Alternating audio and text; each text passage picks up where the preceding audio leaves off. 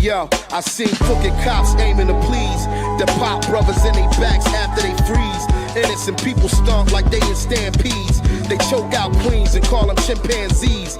Anybody could get it, what's honor to thieves? And you ain't even gotta see the shit to believe. They call about the way them things happen in threes. Never any better to make than to receive. It's greasy and living ain't easy, ain't no porgy and best. And the story can stretch as long as any glorious quest is purely a test. The moral is the more we invest, the more to return. When excellence is all we accept, respect that I've earned is testament that surely I'm blessed. Never stress, that's a prerequisite to earlier death. Redemption is mine, exactly what I'm here to collect. If I leave, then I'ma exit with a serious rap. In the one relation, Eureka's a motivational speaker. No vacation to either, my dedication is eager. Another notch on the belt is another lace in the sneaker. I've been feeling myself since I felt the bass in the speaker. I've been healing myself, that's another way to get equal. I'm revealing myself as another face of the people. All my greatest achievements prevail in the face of evil. All my brothers and sisters keep wailing so they can see you.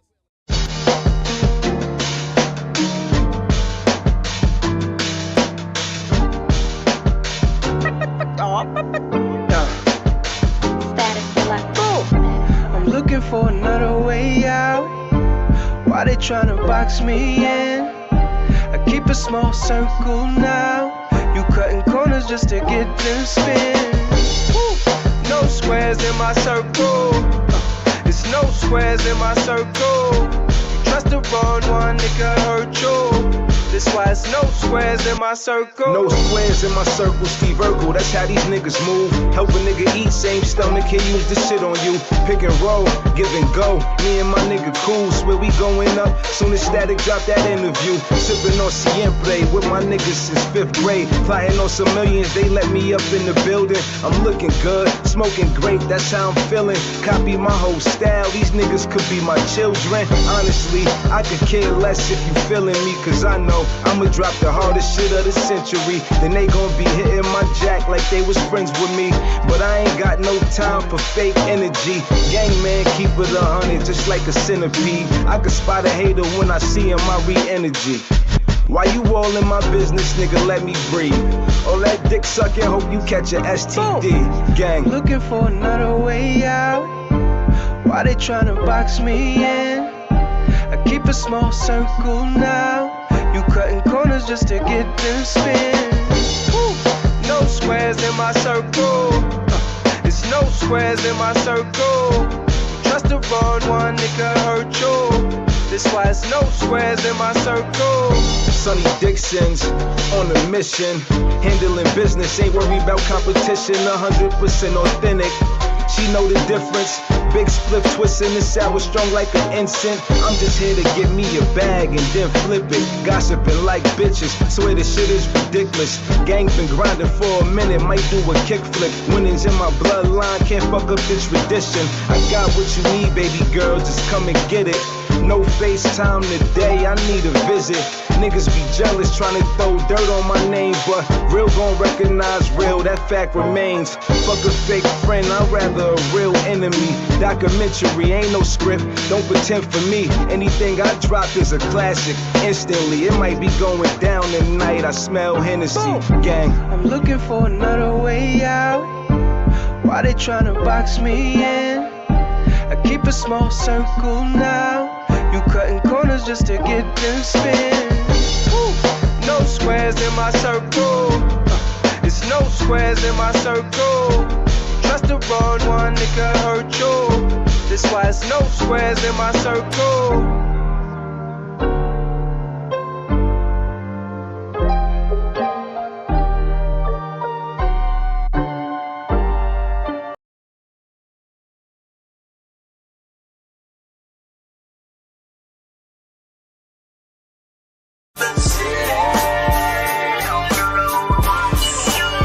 That's right.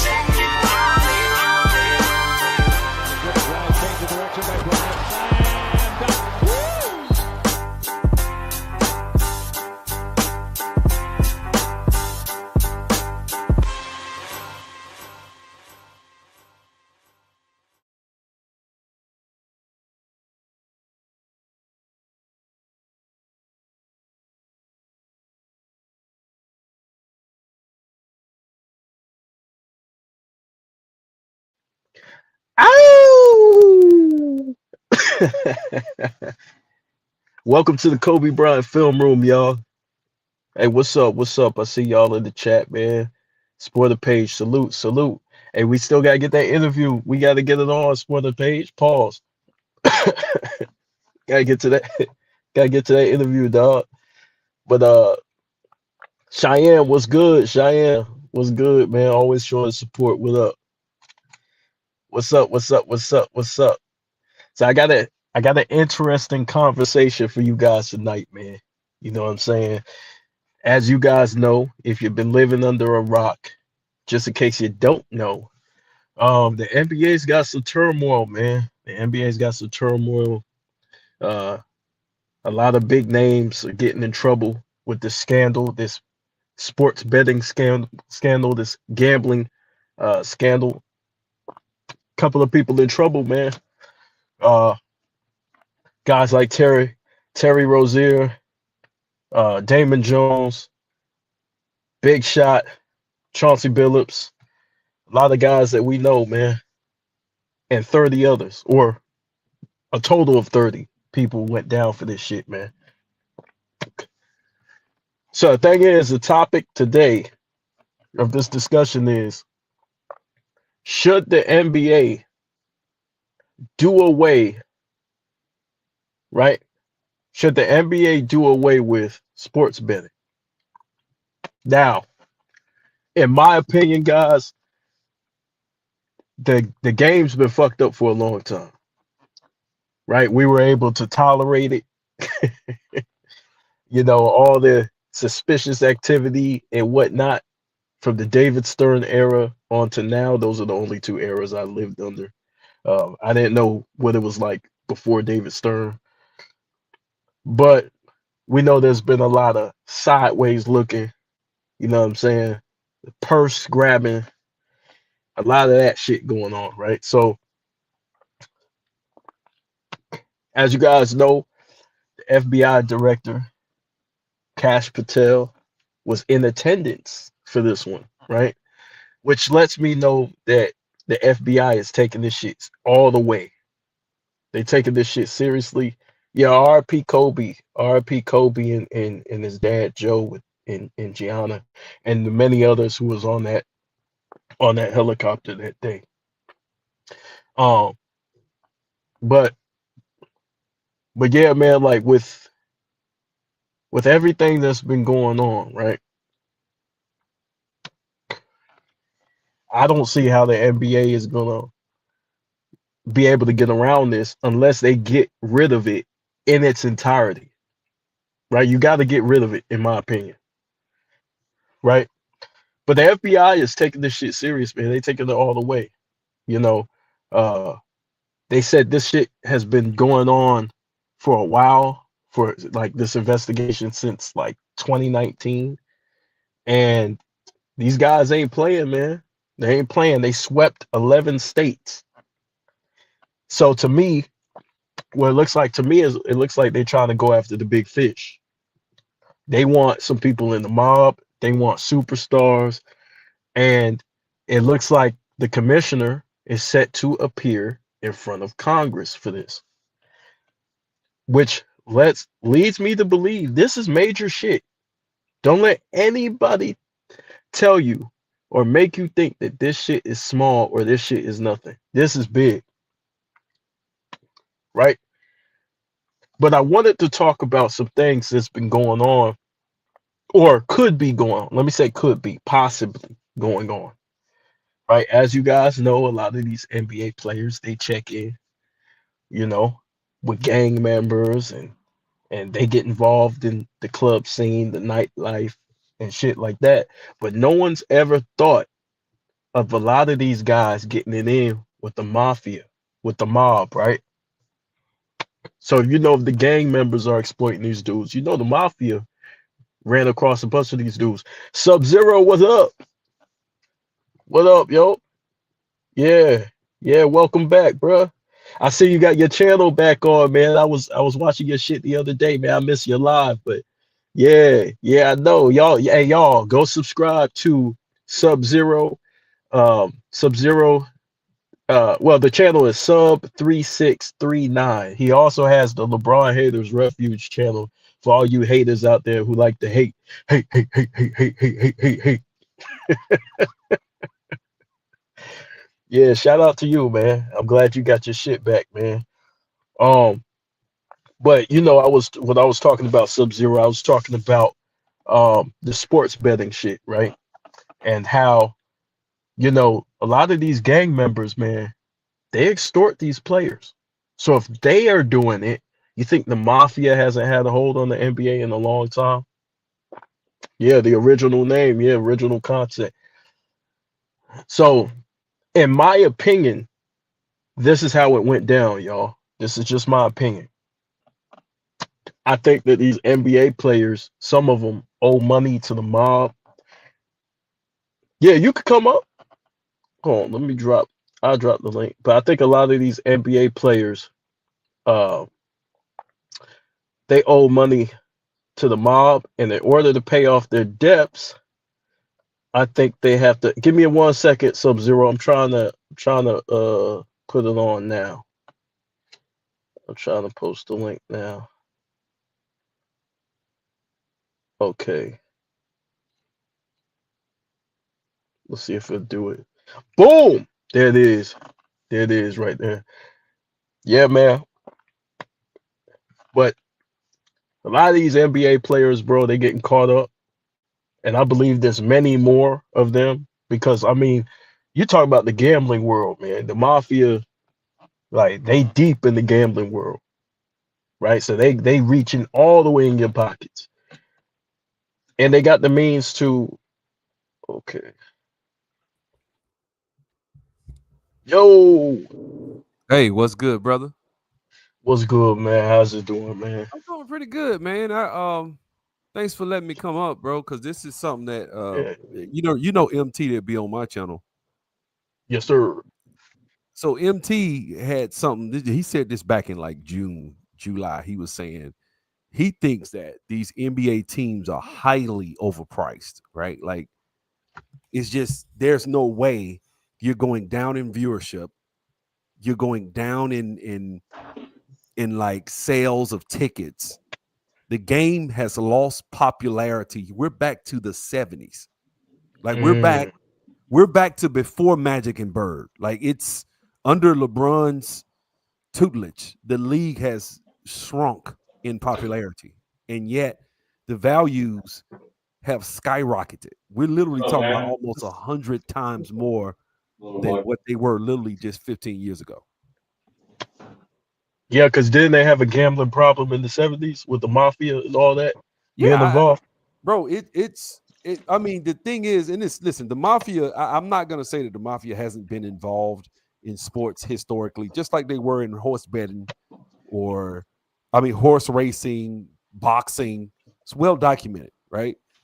So I'm not gonna try to deny that would be foolish. But what I'll say is, and this is just my personal opinion, I believe that the game still had a level of purity all the way up until recent times. And what I mean by that is this: there have been a few hiccups here and there where it looked staged, but refereeing was pretty even most of the time. Most games you can watch, you can go back to the 80s, 90s.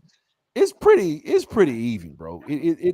The early 2000s, it was fairly even, except that mishap against Sacramento, and the two times I thought they had some weird officiating was Allen Iverson in the finals, and the Sacramento series game 6, yeah, in 2002. Yeah, game 6. That whole series, the whole series was bad officiated. Yeah, it was bad, but other than that, it at least looks like it was even. Like guys was, it was just okay. Who's the better team? Who plays better? It did. It looked like, and I'm not saying that there was never any. I'm not going to be that crazy, right? But what I'm saying is it looked even. But lately, it's gotten out of whack.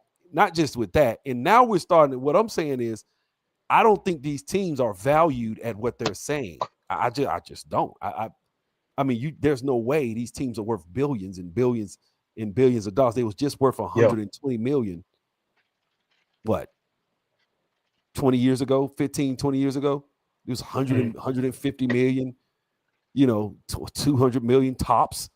Now these teams are, crazy how much these teams are worth. And it's just, for me, I'm sorry. I think there's a lot of maybe some, what do you call it when you wash your money, clean your money up? Yeah. So it's probably some real underhanded stuff going on. Money, not laundering, or is it? Yeah. What you think about this comment? I'm gonna get the Cheyenne after this, but what do you think about this comment? What's up, Cheyenne?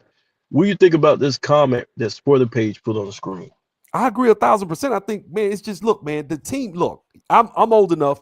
The reason you have a rise of people like you, my channel, my little small, LeBron haters channel, and all these different people are coming forward is because we're old enough. Anybody north of 35, 40 was old enough to see true greatness, right? And then you see, and you can't just put lipstick on a pig and call it, you know what I'm saying? And that's what they're doing. They're putting lipstick on a pig. And I know, I'm like, these guys are sitting out games. Now, this whole game management stuff takes on a whole new meaning. Yeah. Because now it's like, okay, wait a minute. So you'll have a guy come in and make a bet. Let's say I got a game is coming up Tuesday. I go on a sports channel, a sports betting, FanDuel or wherever, and I make a bid and say, hey, I'm gonna put down $10,000 on Luka, right? Going off for more than over 30. Then Luka sits out because his finger hurts. Oops. Yeah. Now I'm locked in. I'm locked in. You see what I'm saying? And it's like, okay, this guy just locked himself in a couple of $1 million. Because that's how much money you would make. Or I don't know what it comes down to eventually, but you know what I'm saying? I know they say one guy took a $10,000 bet, $80,000 bet, made it into like $1 million. That was just with Terry Rozier. Terry Rozier. Yeah. So I mean, you drop 10,000. I mean, I don't know if that's $1 million, but that might be, $200,000-300,000 off a $10,000 bet. I mean, you printing money. You printing money. Why wouldn't the league get into this? It's fraud. And I'm gonna tell you something. I think this game is just my personal opinion. I know I hate to sound like the old fuddy-duddy, the old bitter old man, but I would rather see sports go back to pure just for the love of the game, right? And pay. I'm not saying pay them for free. I mean, have them play for free, but I mean, play the game, pay these guys, and cut a lot of this stuff out. And if the prices go down, the prices go. Guess what? The games will be full, right? If you can buy a basketball ticket for $60 again, $50 for a game ticket on any given night, and then when it's a real good game, you pay $250 at the most. I paid $500 to sit right behind Kobe Bryant when he came to the Hawks.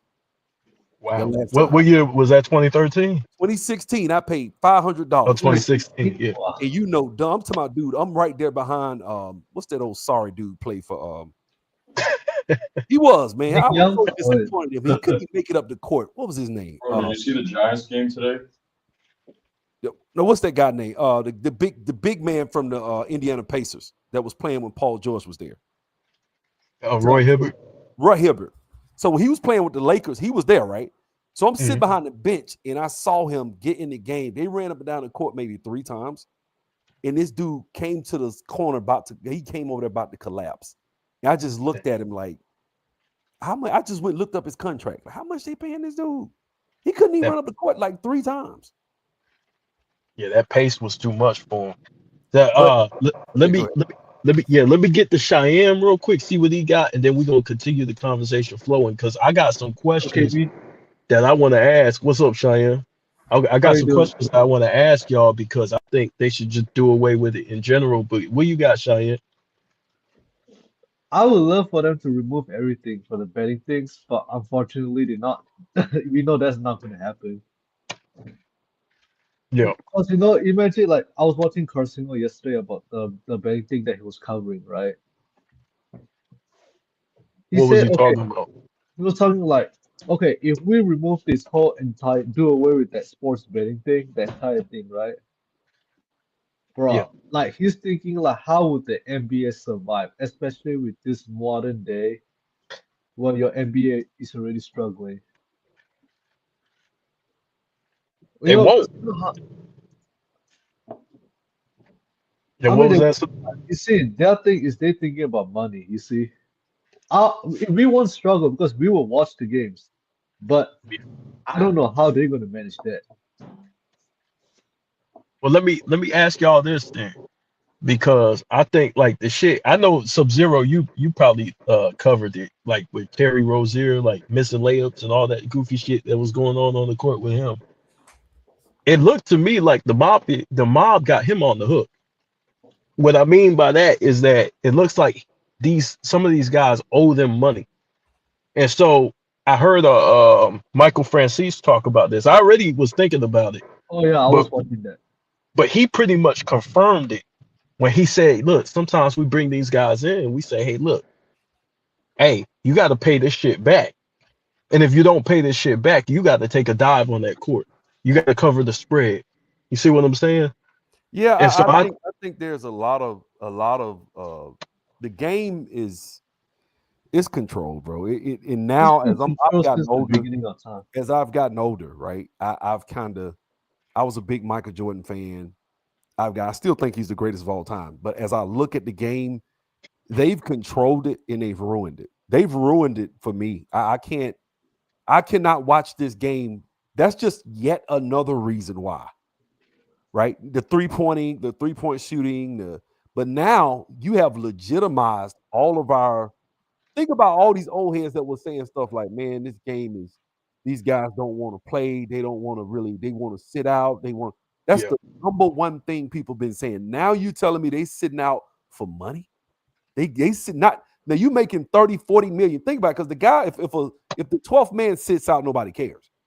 yeah, The guy that's sitting out is the guy that matters. So these are guys that are, we talking north of 25, $30 million each. That's just the third option guy. If you talking about yeah. the first option guy sitting out, you talking about a $50, $60 million a year guy sitting out. hmm This is highway robbery, bro. And I think And the shit crazy because it makes it easier for them to manipulate the betting, because if a nigga sits out, then what happens, right? Like the team is more likely to lose. So what do? You take the other team, the team that's playing with all their stars, as opposed to the guy who, the other team that's playing without a couple of but their stars. I've So it's seen this easier. before. I've seen this before. You know where I saw it at? Where I was in the AMC GameStop, Wall Street Bets situation. I was in that. I see. I Yeah. saw it, bro. I saw it up Yep. close. They pulled the rug. They pulled the rug on it. They cheated, bro. I mean, when I say cheated, I mean all of the rules that you and I would have to follow. There was supposed to be, according to the rules, there was supposed to be the largest like explosion of a cover that we've ever seen in history. They were talking upwards of $800, $900, $1,000 a share. That's how much money Yeah. that was out there. And they were doing all types of underhanded, dirty stuff. The CEO, Adam Aaron, all of them would do. And I remember that's when I started learning about private equity and what private equity does and how they buy stuff. Like private equity is about to buy the NCAA. So they're about to really screw football. Football is going to be a real cheapened product very soon. They're about to destroy college football. Private equity, the same people that destroyed Toys R Us, the same people that destroyed Bed Bath & Beyond, the same people that were about to destroy GameStop, were about to destroy AMC, the people that run companies out of business and walk away after shorting these companies into oblivion. Well, now they're getting into NCAA football. When they do it's over. I think this is a blessing. I think this is a blessing, and I'll tell you why, right? Even though it's corruption at the highest level, I think nowadays we live in a time where we're seeing it. Like it's becoming, we seen it before, but I think it's becoming obvious to the regular person. You see what I'm saying? What was that? With all the internet, most of us can see it. Everybody sees that everything's manipulated all across the board. And it's beautiful because now that you get people waking up, it's going to be more pressure on these people to get the shit right, because now they really can't get around it. You see what the commissioners got to go to Congress and explain, yo, what's going on with your sport, bro? What's going on with Terry Rozier? I thought y'all did an investigation on this. It wasn't thorough enough. Yeah, I don't trust Congress. I mean, they have, this is the thing. This is why I don't trust Congress. Congress, you know, you can say what you want. Yeah, they corrupt too. Well, that's what I'm saying. You can say what you want about the 2020 election. I literally, right hand to God, had a guy knock on my door asking for a ballot the day after the election, right? So I know for a fact that there was some massive cheating in the 2020 election, right? I watched the vote switch from Biden to from Trump to Biden. I watched it live. Yeah, it happened like 2 or 3 in the morning. Yeah. So what I'm saying is, when you see stuff like that, and then you saw the political grandstanding that all these congressmen and senators did when they talked to that guy Dempsey, that was the CEO of Twitter, that literally suspended Trump's account.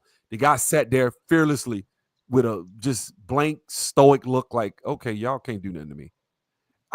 They don't have any teeth. So I think this is just going to be a dog and pony show to get people all riled up emotionally for a media cycle. Nobody's going to jail. And they're probably going to try to sweep this under the rug. But the cat's out of the bag. But I don't know because it looks like they can't control the FBI and what they do. And if they keep coming, they're gonna have to out other people. With Trump in there, Trump's been exposing a lot of shit. I don't agree with everything he do, but he's been exposing a lot of shit with the Doge, with all that shit. He's been exposing a lot of shit. So I think like this is the reveal. This is kind of like the Scooby-Doo moment where you pull the mask off a nigga and everybody get to see what's under that mask.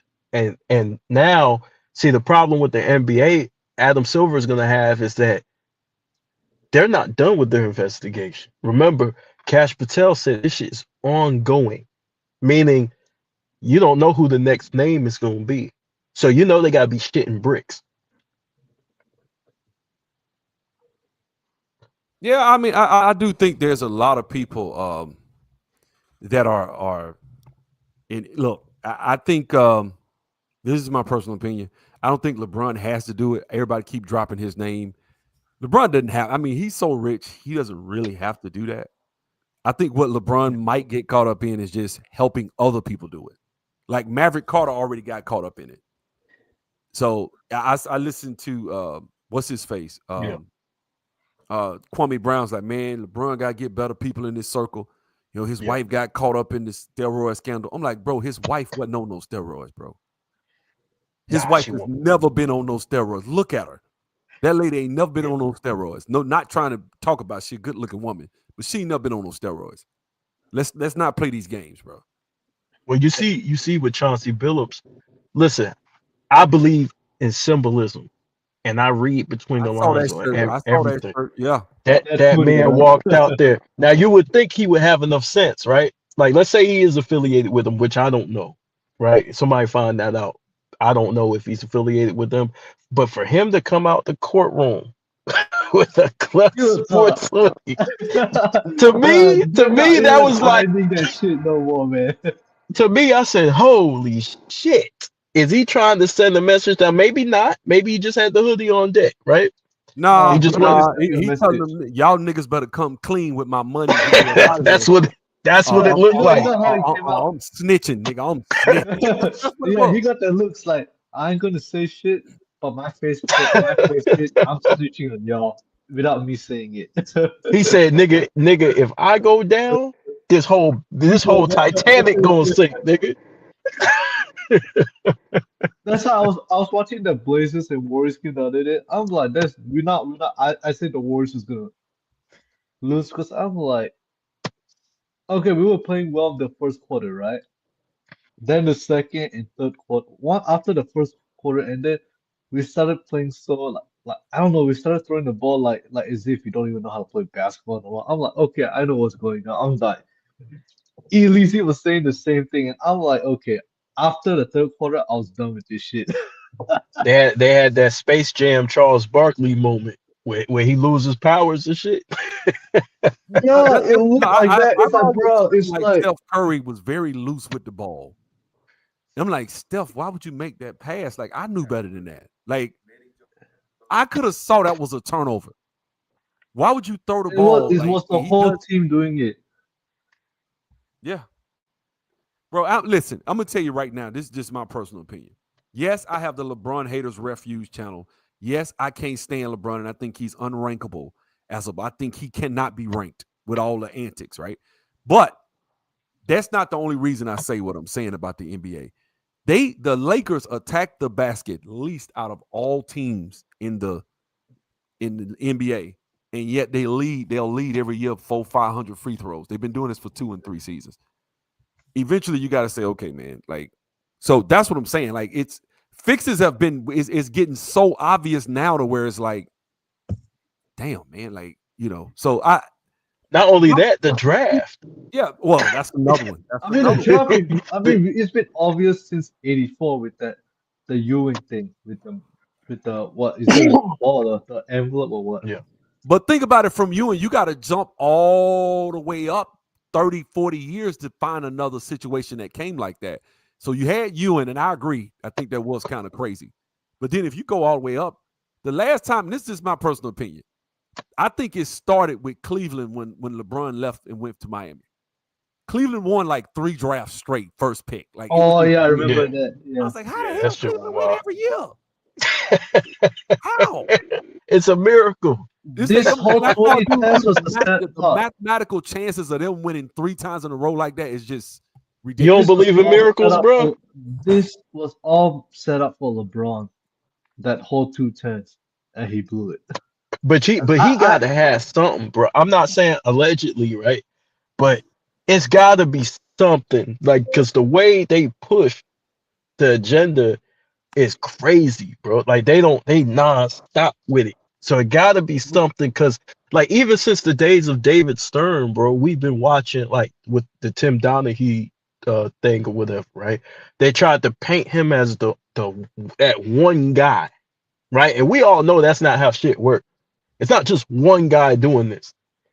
Well, Donaghy been on interviews saying that they pretty much shut everybody else down. Like, once he got in, Commissioner Stern was able to. You got to give it to Commissioner Stern. He was a good commissioner, bro.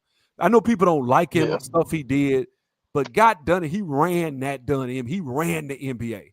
Oh yeah, he didn't let Michael Jordan know. I mean, he ran the NBA, bro. He really did. And that's what you need. You need strong leadership. This guy, Adam Silver, wants to be down with the 2020 stuff. They was letting those players doing all that crazy stuff, putting the stuff on the court, and they up there I'm like, bro, this is trash, bro. This is a trash product. All of that whole bubble title stuff I knew then he wasn't a good commissioner. That's wow. So, Big Dog, what you got? Stu, I think the draft was probably it was probably some BS the year LeBron got drafted. Yeah, that's another one. Even the zeros to the Bulls, like from his hometown to the Bulls, like, come on. I'm just saying, like, LeBron being from Akron, and the Cavaliers just get the #1 pick the year he come out. It seemed kind of storyline to me. It could have been legit, but it seemed kind of storyline to me. Yeah, I think they really into storylines. What do you guys think about this comment from Rap God Reloaded? He says, I believe NBA owners are betting on games, just haven't been caught yet. Oh, easily. I'm not surprised. I'm gonna tell you something, man. If you ever done I've also dealt with binary options. Certain brokers, they take the opposite side of trades. Yeah. So I mean, the game when it comes, listen, man, I'm not trying to go into those people that Rap God mentioned a minute ago.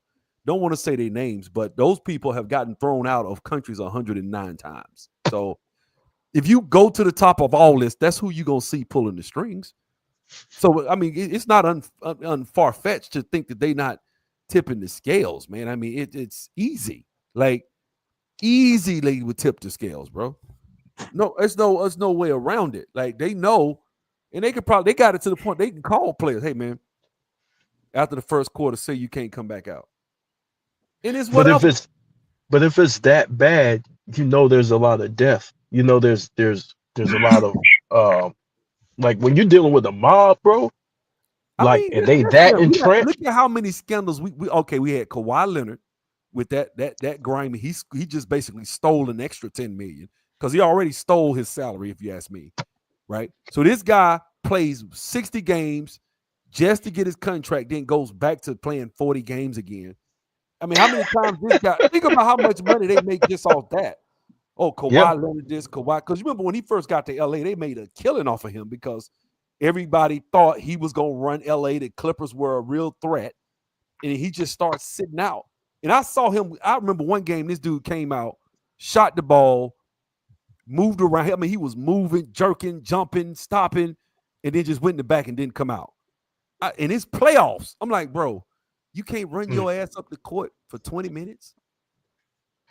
Yeah, that's wild, bro. Just play lightly. Just play light, man. Don't put too much pressure. Like, this my thing. Like, I remember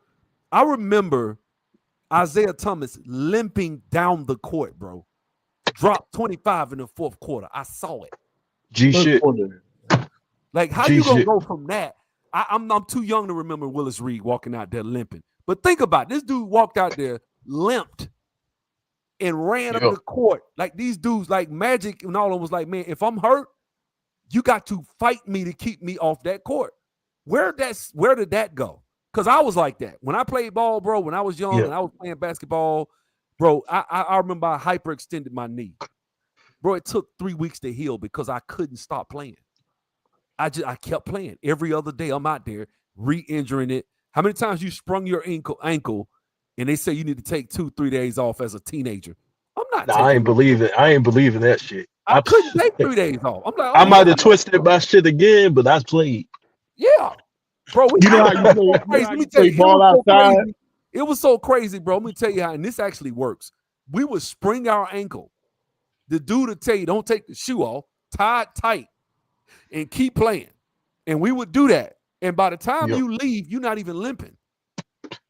Yeah, because you know how you'll play ball outside and you scrape your knee.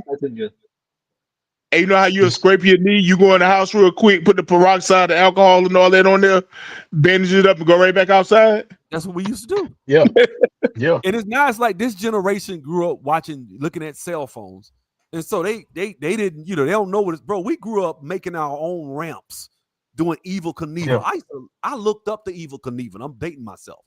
We wanted to be like Evel Knievel. We would build ramps and jump them in the 80s, bro. And I jumped the ramp, that whole thing collapsed, and my ass went sideways over the bike, whole bike, cut up all my shit. You know what I'm saying? But I did it because that's what we did. That's my generation, Generation X.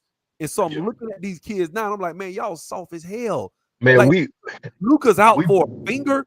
I'm like, bro, think about it. You got Ronnie Lott cut his finger off in a game and kept playing.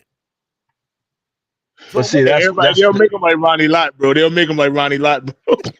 But see, that's the type of mentality that, like, nobody had to really instill that, because I grew up playing like street ball, and like, you get hit, nigga, you can't cry, you can't sit there and complain, man. Yeah, that was a foul, nigga. A lot of older dudes, they'll laugh at you. You ain't getting the ball back, nigga. If they don't feel like the foul was hard enough, you ain't get that shit back. You know what I'm saying? So, like, you play through pain. You come through the lane and you call a little tic-tac call. Yeah. Yeah, you ain't getting that shit. That's what I'm saying. Like, you have generations of players that come up like that, and you got the participation trophy generation. These kids get up, and now, and this is the thing I always say, and this is why I was against this, because I saw where we are now with college and with sports. I saw it coming. And people are like, oh, I ain't against a man getting his money. There is too much money. And listen, y'all, you know I'm a conservative. You know how I think. Some niggas just can't have but so much, man. Some niggas can't do better than just $20 million. You give them more than that. You get them niggas more than enough. You get them niggas 70, 80, 300 million guaranteed. Yeah, they'll go crazy. They can't handle it. It's just like me. I'm going to tell the truth. If I was 17, 18, I'm a top 50 player in the country in any sport, and you drop $1 million on me, I'm opening up a strip club, nigga. I'm hitting everything. I'm just being honest. I'm driving a Lamborghini. I'm getting me a Yeah. Lamborghini and I'm hitting every chick I see because I already thought I was fly. Yeah, I'm already fly. Now you done gave me the money to validate what I already thought about myself. So now it's like, that's what I'm saying. So these kids are getting this money, and it's like, bro, it's like giving a 17-year-old a loaded, or a 5-year-old a loaded gun. It's just stupidity. I was talking to a guy about this the other day, and I was telling him, I said, you can't really learn real basketball. You can't learn basketball like if you're playing at a high school level. You can't learn by watching the NBA, because a lot of these dudes, they're just playing based off straight up gifts, right? You can't learn fundamentals from a lot of these NBA players. You can't, not by watching the game, Right. right? Like, you're not going to learn shit. Like, if anything, you learn what not to do. Like, with certain things that they do in the games, you're like, this is entertainment. This ain't really like, if you compare it to all the other leagues, like college, the Euro League, the WNBA, it's a completely different brand of basketball. The shit that gather step shit, you can't do that shit in college. Oh yeah, you can't. But this You is the can't- problem. This is the problem. You can't Depending try on that shit. some of in those high school. major Oh, blue, no, they'll call that some shit. of those major blue chip programs, they try to play that NBA style of ball, and so it's a mixed bag to me. College, mid-major, you're gonna see real traditional fundamental basketball. You should. You still gonna have one guy they gonna let get off. That's just how coaches do. But a lot of times you still gonna see the other guy running their roles, all 5 positions. You have a true center, a true power forward, a true small forward. You're gonna have guys running, doing what the small forward, run the lane, lock up on defense. You're a slasher. The shooting guard is a shooter. He shoots in certain spots, and he's a defender. You got your point guard. He gets everybody the ball where they need. That's not a guy that's gonna get drafted. Think about it. It's a lot of guys that are traditional, solid, great point guards that will never see an NBA floor because they're not shooting the ball from half court. They're not shooting 30, 40-foot jump shots, but they are the best. Like, for example, Rondo would have struggled. Rondo might not have got drafted. Rondo, Jason Kidd, who was the number 1 overall pick, Jason Kidd, they would have devalued. John Wall, they would have devalued him. Andre Miller. Guy, because these guys aren't coming out there pulling up from half court like that no more. But see, you can't learn, like, if I'm a basketball player coming up, right, and I'm trying to like make it big or make it pro, you can't learn shit from watching Luka. What are you gonna learn? Like, as far as the fundamentals of the game, he does have a middle. He has a middle game. He does. But you're not gonna be shooting. A lot of coaches ain't gonna let you take that shot. No, they just not if you ain't the star. But let me tell you something. Some years ago, I modeled in New York, right? And I'm gonna tell you like this: the thing that pisses me off about people, right? This was the heyday of Boris Kodjoe when I modeled, right? I'm not Boris Kodjoe. That's all. That's all these companies wanted. They would literally say, "Well, I like this guy, but he's more commercial. We're looking for a more Boris." You know how many times? Now, I only modeled for like a week. Okay, I'm just telling you. I did a fashion week in New York, and it was too many gay people. I just came on back. That's who runs you gotta get up out of there. That's who runs the fashion. The fashion industry is ran by gay people, right? And I'm up in there, but I do remember that week, and I remember all the casting calls I went on, and it was just Boris Kodjoe. I went to a show one time. I did this. This was another time I did like a kind of like a New York model contracts type thing where you go out on the stage and you get callbacks from different agencies and they want to work with you, right? And so I got 4 or 5 different agencies that hollered at me, but they like me for commercial. But they would say stuff like, "We're really looking for the Boris Kodjoe look." Bro, I measured my body fat. I was 10% body fat. This woman said I needed to rip my abs up more. 10%. What? You need to really work on your abs more. And I'm like, damn. Man, they're crazy. I'm like, I'm at 10%. I'm thinking, That damn, shit you want me looking extreme. like Skeletor, right? And my thing was, I thought I was in the best shape of my life. You could see I had people call it an 8-pack. And she said, like, this is just the way my abs are shaped. There is no fat. This is the way my abs are shaped. Ain't no fat down here. But that's what she said. And I remember, and the reason I'm saying that, it's the same with the NBA.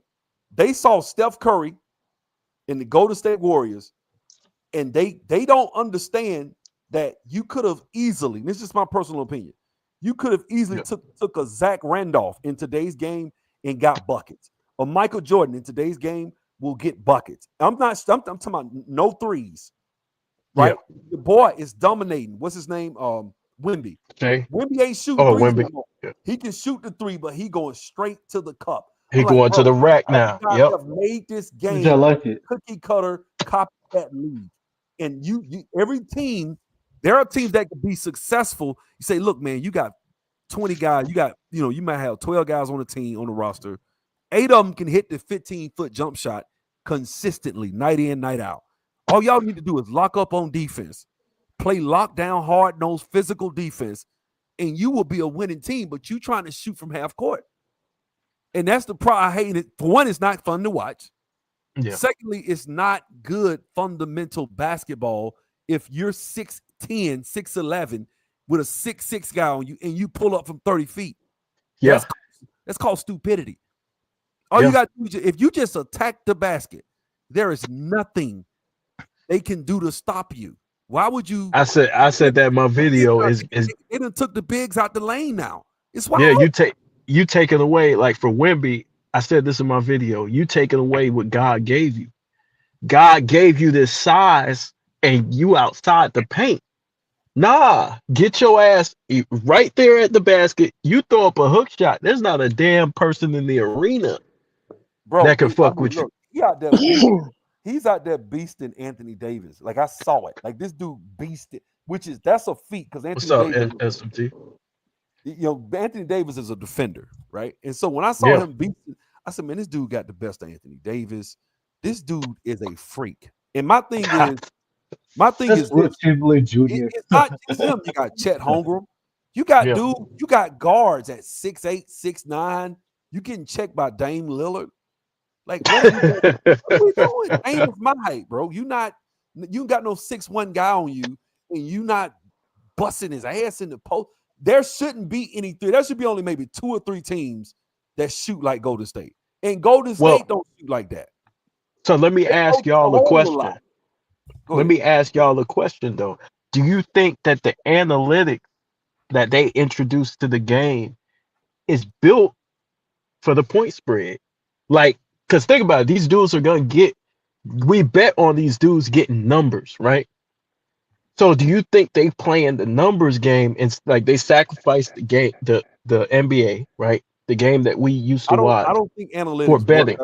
I don't think analytics works, and I'm gonna tell you why. I think. But do you think they did it for betting though?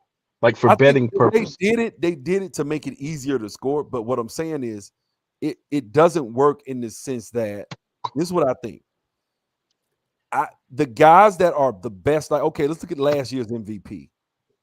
He shoot threes, but he really a midi guy. He's a midi, and that's SGA. He's a mid game. He's a middle game guy. Yeah, okay, what's the name? Had a resurgence of his career. Resurgence. What's his name? The guy from Compton. DeMar DeRozan. Yeah, DeMar DeRozan had a resurgence last couple of years. Why?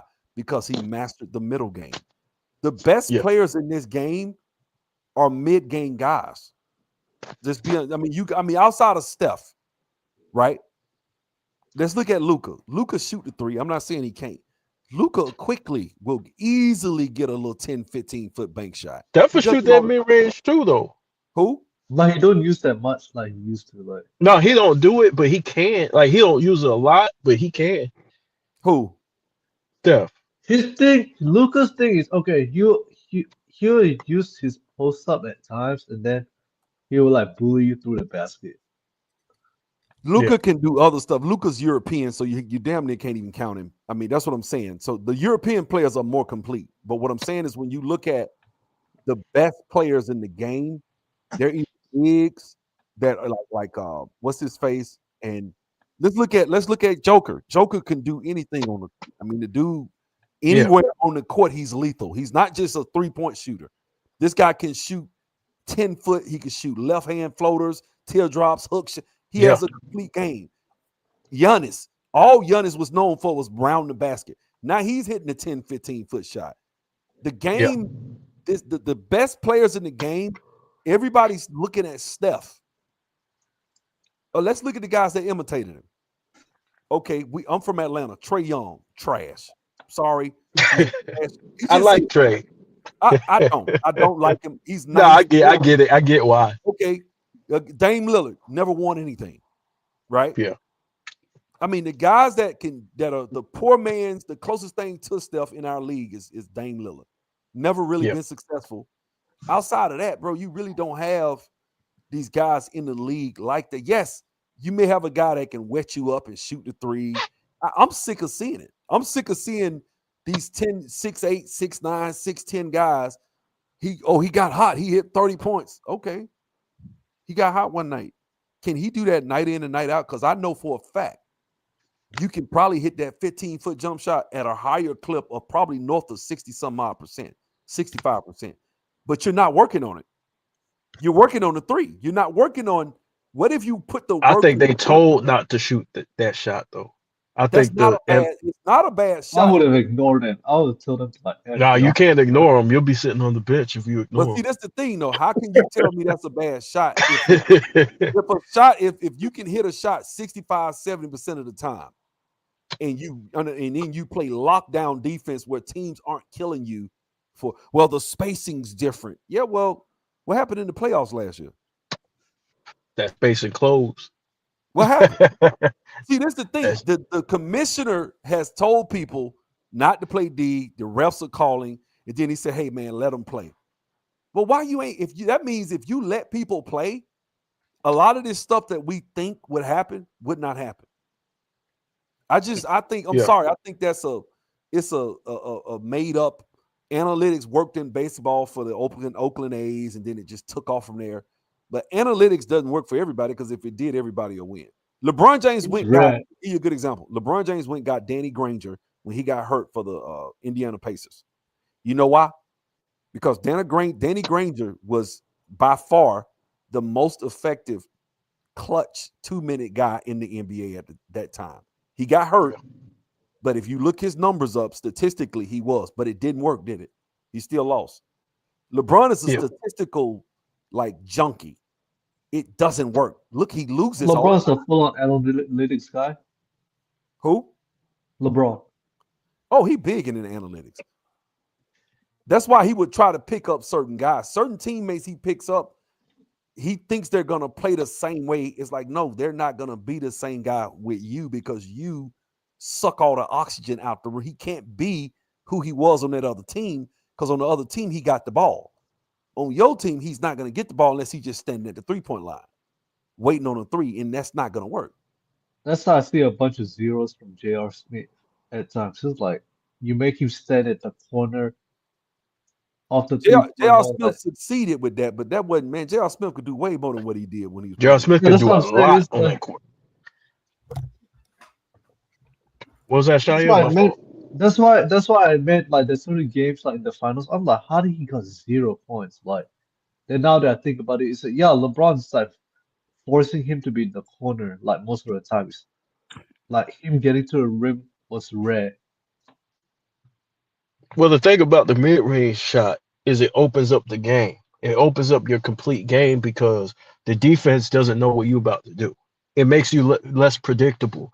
And in the paint, if team scout these guys, right? So, bro, if you go to the basket and that's all you can do, guess what they're gonna do? They're gonna stack up at the rack.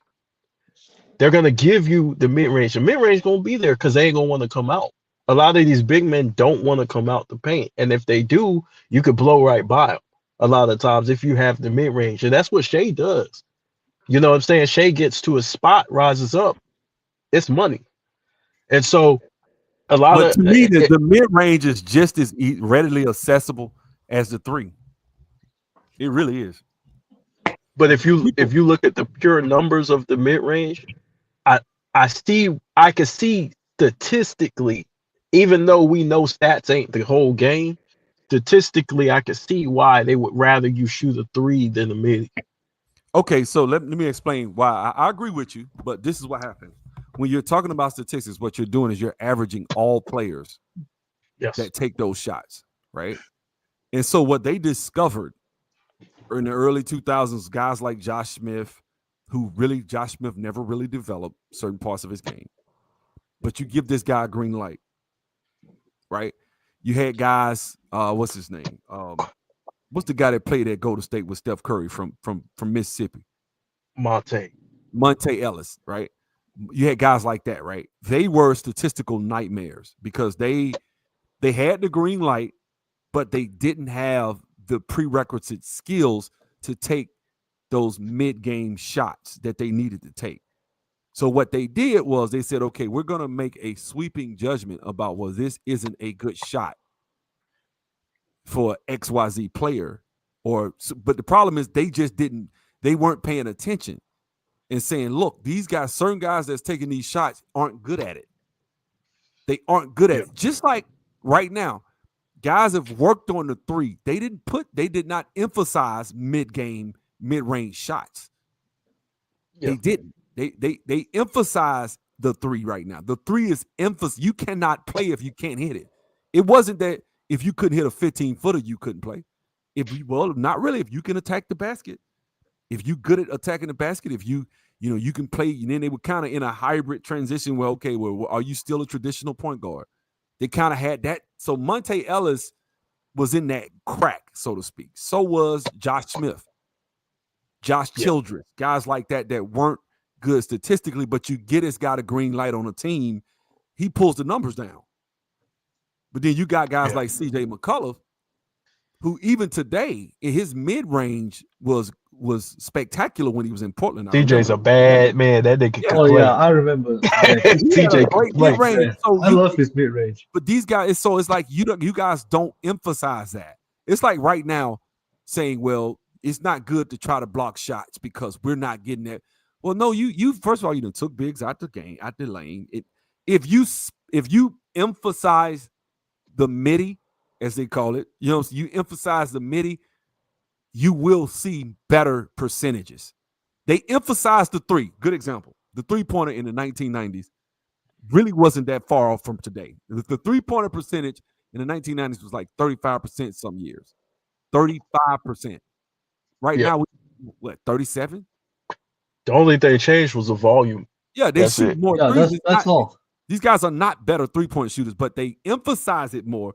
So you see more guys shooting closer to that mid than because you got to understand an average could be one guy shooting 60% and two other guys shooting 20%. So it averages out at 30%. You think, oh well, that's the same. No, it's not. And so what I'm saying is, I think they changed a lot in the game by taking these statistics and not really looking at what is the mix of players. Okay, if you got a bunch of guys on teams, on mid-market, small market teams with the green light taking 15-foot jump shots and they not hitting them, does that mean collectively that's not a good shot? No, that doesn't mean that. If you de-emphasize, like right now, we have an era of bigs that can't play with their back to the rack. They can shoot and dribble because that's what they told them, right? Yeah. So they'll say, well, man, it's not a good shot but a guy like Zach Randolph would destroy these cats today. He would destroy them. Shaq, you imagine Shaquille O'Neal, and that's why they said, well, we ain't gonna take Taco Fall. Y'all don't know how to use him because you coaches lack My thing is coaches lack creativity. You lack creativity. You're looking for the cookie cutter that they tell you to look for. Look for the big that can put the ball on the floor and shoot the three.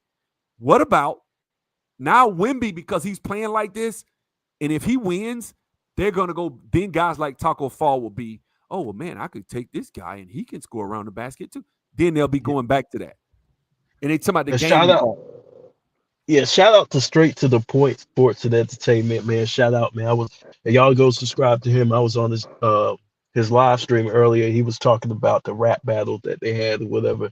But yeah, man, the thing about the game is that the game should be judged based on what you're capable of doing. Those are the type of shots that you should take, the ones that you're capable of making. Statistics are important. I'm not going to say that they're not, but the statistics got to be all in context, right? And I think what the NBA tried to do was they tried to manufacture greatness by having, because you're going to see a lot of role players score 30, right? 30, yeah. 40. Some of them getting 45, 50 points one night. You know, I think Aaron Gordon, a big dog. When you in the let's group go. chat talking about Aaron Gordon dropped what, 50? Yeah, you been like Elgin Baylor. So they want more like guys putting up these gigantic numbers to attract casual fans, but they not understanding like, yo, a No lot one of people can cares drop. anymore. Nobody cares about 50 anymore. Yeah, like a lot of guys You can have drop guys 50. dropping 50 every night now. It's not exciting.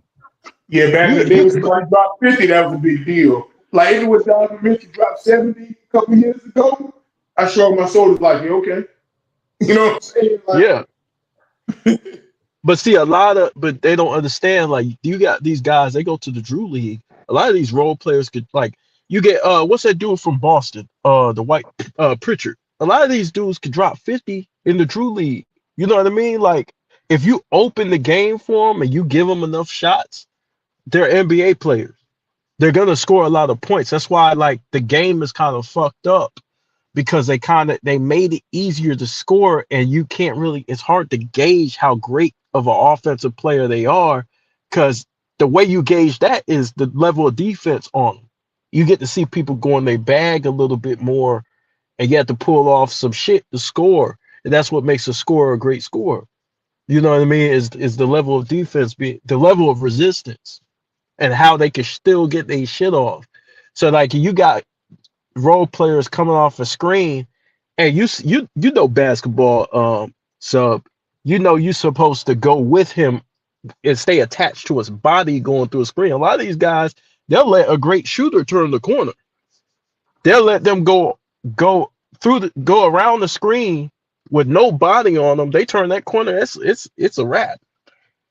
You know what I mean? So there's certain fundamentals and things that they took out of the game to increase scoring, but the casual fan don't notice that when they look at the stat sheet. Yeah, I agree with you 1,000%. I do think that when you look at, for example, this so-called ball handling that we're seeing right now by these bigs, how much of this ball handling would still be the same if guys could hand check? If guys could get up inside and put their forearm on you. So a lot of bigs back in the day could put the ball on the floor, like Vin Baker and Christian Laettner and Patrick Ewing could cross you up, right? Patrick Ewing, I seen footage of him crossing people. I seen footage, and Lord knows Olajuwon was sick with it, right? But these guys wouldn't put the ball on the floor as much because you got a little guy like a Vernon Maxwell up under you, and he can physically get up on you. It's not as easy for that big to dribble as it would have been. And so what we're seeing is, the game has evolved. I can't stand when people say that. Has the game changed? I think it's changed. I was just talking about that on BJ. Shout out to BJ from the Pull Up podcast. I was just talking to somebody about that. I said a lot of these big, they walk the ball up the court and they able to look around. You know what I'm saying? They able to take their time, bring up the ball. I said there's no pressure on them. If you give Kevin Durant, right, you let him walk the ball up the court, he's gonna shoot that shit in your face. You got to put some pressure on this dude. He gonna walk right into a jump shot. I've seen Kevin Durant struggle with 6'4" Tony Allen. Now, we got to remember Tony Allen is almost 8 inches shorter than this guy, man. 7 inches shorter than him. He is literally Tony different though. He different. Tony was strong. He was cock strong. But what did Tony do? When this was he denied him the ball. Well, not just that. It was a series in the playoffs some years ago where Westbrook was on the team. He was on the team, and Westbrook got hurt. And he was in the playoffs. He was going up against Memphis, and Tony Allen got up under him. And they were the higher seed, and they struggled because he couldn't do what he wanted to do against Tony Allen. And the thing, listen, I love KD, but when it comes to physical play, and this is where I don't like Adam Silver, and I don't like today's game. You remove the physical play. My thing is this: I'd rather see an 85, 90-point game, but it's a man's game. right? Where you Yeah. have to play at a certain level of physicality, right? Why? Because that takes strength, will, desire, and it just makes for a more exciting game.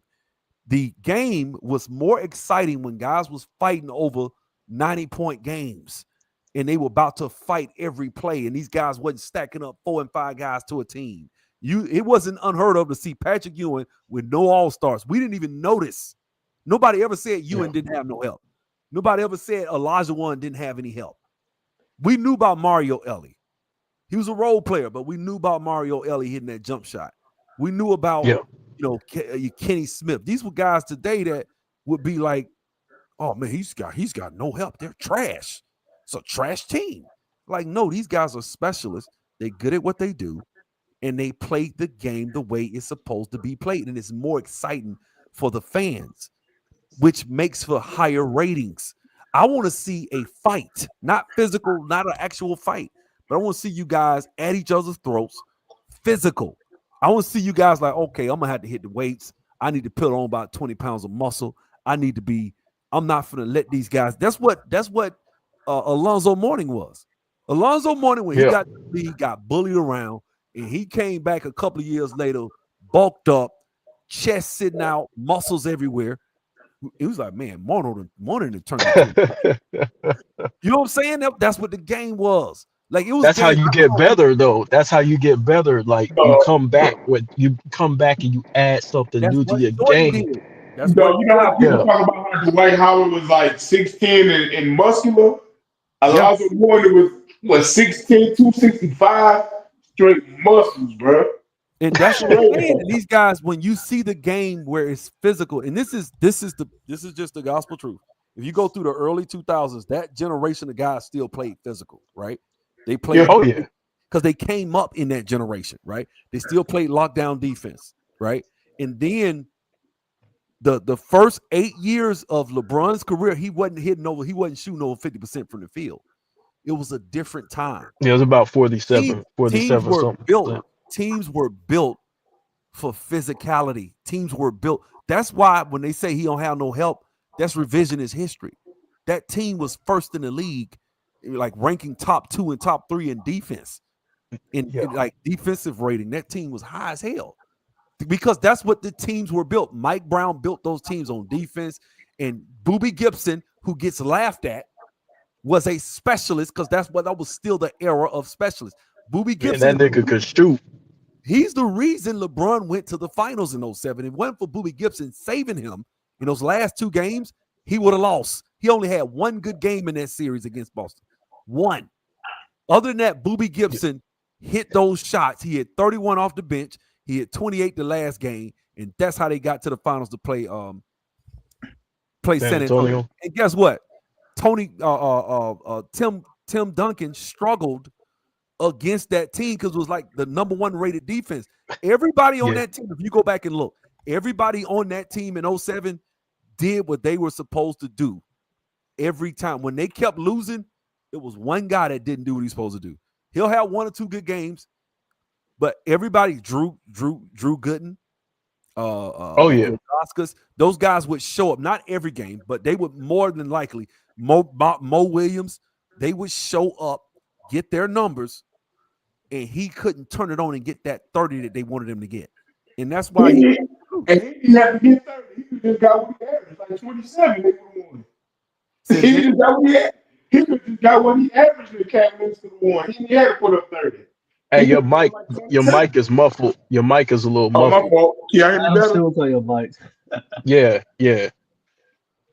Now I'm saying LeBron didn't have to play great. He could just put up about 27, and the Cavaliers could have won the championship. Bro, he didn't even. He had games he was hitting like 15, 14. I mean, it is. I don't really care. The thing is this: that era, teams were built a certain way, and they ruined it because that was the best style to me. The best style of basketball is physical. Why? Because one of the things, and you can go back, and I'm gonna tell you right now, this is how I know this to be true. Go watch the Bulls and the Knicks. See, I know I sound like an old. Oh yeah, physical. Yeah. Go watch the Bulls and the Knicks. Watch the intensity. Watch how when they went to the hole, how physical it was. It was It was riveting, bro. You glued to the screen because you don't know if Michael Jordan's gonna really overcome these guys because Ewan had a juggernaut and they was at his head. They was it's like, man, we ain't giving you nothing. And so But what you know- I'm saying, when I see that and I see Mike just rise to the occasion, that was good, entertaining television. That to me, right now, the game, that's why those were the highest rated games of all time, was when Michael Jordan was going up in the 1998 finals, game 6, and he hit that shot that when he hold his fist in there. That game right there, most watched 30-some odd million people. Why? Look at how they play. But you know what's it, like we were talking about how you get better, right? It's because of the physicality that they put on him, you got to see him pull off some bullshit.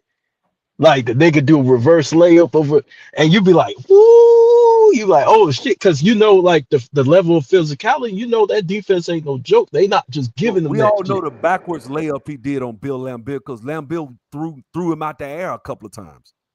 Remember? Yeah, He went up and got the M1 on Lambill. He jumped, spent backwards, and flicked it off his wrist. He hit his own wrist and flicked it up and hit the damn shot and won.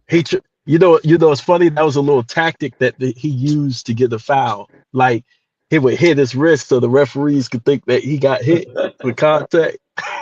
Bro, that was the first time we had ever crazy. seen that. I ain't never seen. I said, man, this dude went and hit his own wrist and flicked it up and hit it. Yeah, And Lambill, because Lambeau's about to do him dirty. You know how Lambill was. yeah. He just hit that spin move on him and like I was like, oh man, you know, Mike was different. And what I'm saying is, to me, the level of talent has gone way down because we have overemphasized the 3-point shot. We've overemphasized. We've moved out defense. Keep defense as the centerpiece. And I'm gonna tell you a good reason I know this to be true. Do you know that for the last 5 seasons there has not been a player, and thanks to self-research? I know you watch. Do you watch self-research? NBA Facts. Not every day, but sometimes I catch. Watch it, you know. bro. He put a video today where he was talking about how the NBA hasn't had a guy to finish top 5 in MVP voting and Defensive Player of the Year. They haven't had a guy do that. Michael Jordan did. I think Kobe was the last. No, it's Giannis. Giannis was the last. I think it was. Yeah. Do that. It's extremely difficult. You know That's what I what mean? I'm saying. To get that it's only been won 3 times. What was They that? got 1 on 3. It was only one guy. I think Giannis won it. Defensive Player of the Year, MVP. Yeah, MVP. Yeah. Was Giannis, Olajuwon, and Jordan. Those are only 3. Other than that, it's very difficult to finish in the top 5. So when you see, but guess what? It's stopped for the last 5 seasons. Nobody's been doing it. Why? They don't. It'd be completely off. They don't care about defense anymore. But that takes away. But the reason why though is because that takes away from your offense. Like when you play in physical, like if you go to the playground right now and you play physical defense, like Bro, it's going to think take about it, away nigga. a little. You go to the gym, you a baller. You go to the gym, there's 100 niggas on the sideline. Niggas is playing hard, bro. Yeah. They not not trying to they give up playing their spot. hard. They own you. They physical. But guess what? Those are the more intense. Which game do you have the more respect for? Scrub hour where y'all just running up and down the court and there's only 10 of y'all in the gym? Or do you feel more accomplished when you got 100 dudes out there and you beat this team, stacked team with a bunch of guys in there, you beat them and put them off the court? Which is the most 100. The 100. Because first I want to appreciate you bringing up 90s best. I want to appreciate you bringing up that Knicks Bulls rivalry, bro. 'Cause that was some great basketball, bro. I was living in New York City at that time when the Knicks and Bulls were going at it, and I remember adults were taking off from work to watch the Knicks Bulls games, bro. Bro, that was Like, hell. Grown people was taking off from work, bro. The whole country was bro. Let me tell you something. I was playing ball back then. After the game, we going to play ball. Like if they play a Sunday afternoon, 2:00 game, we hitting the court around 5:00. We going somewhere.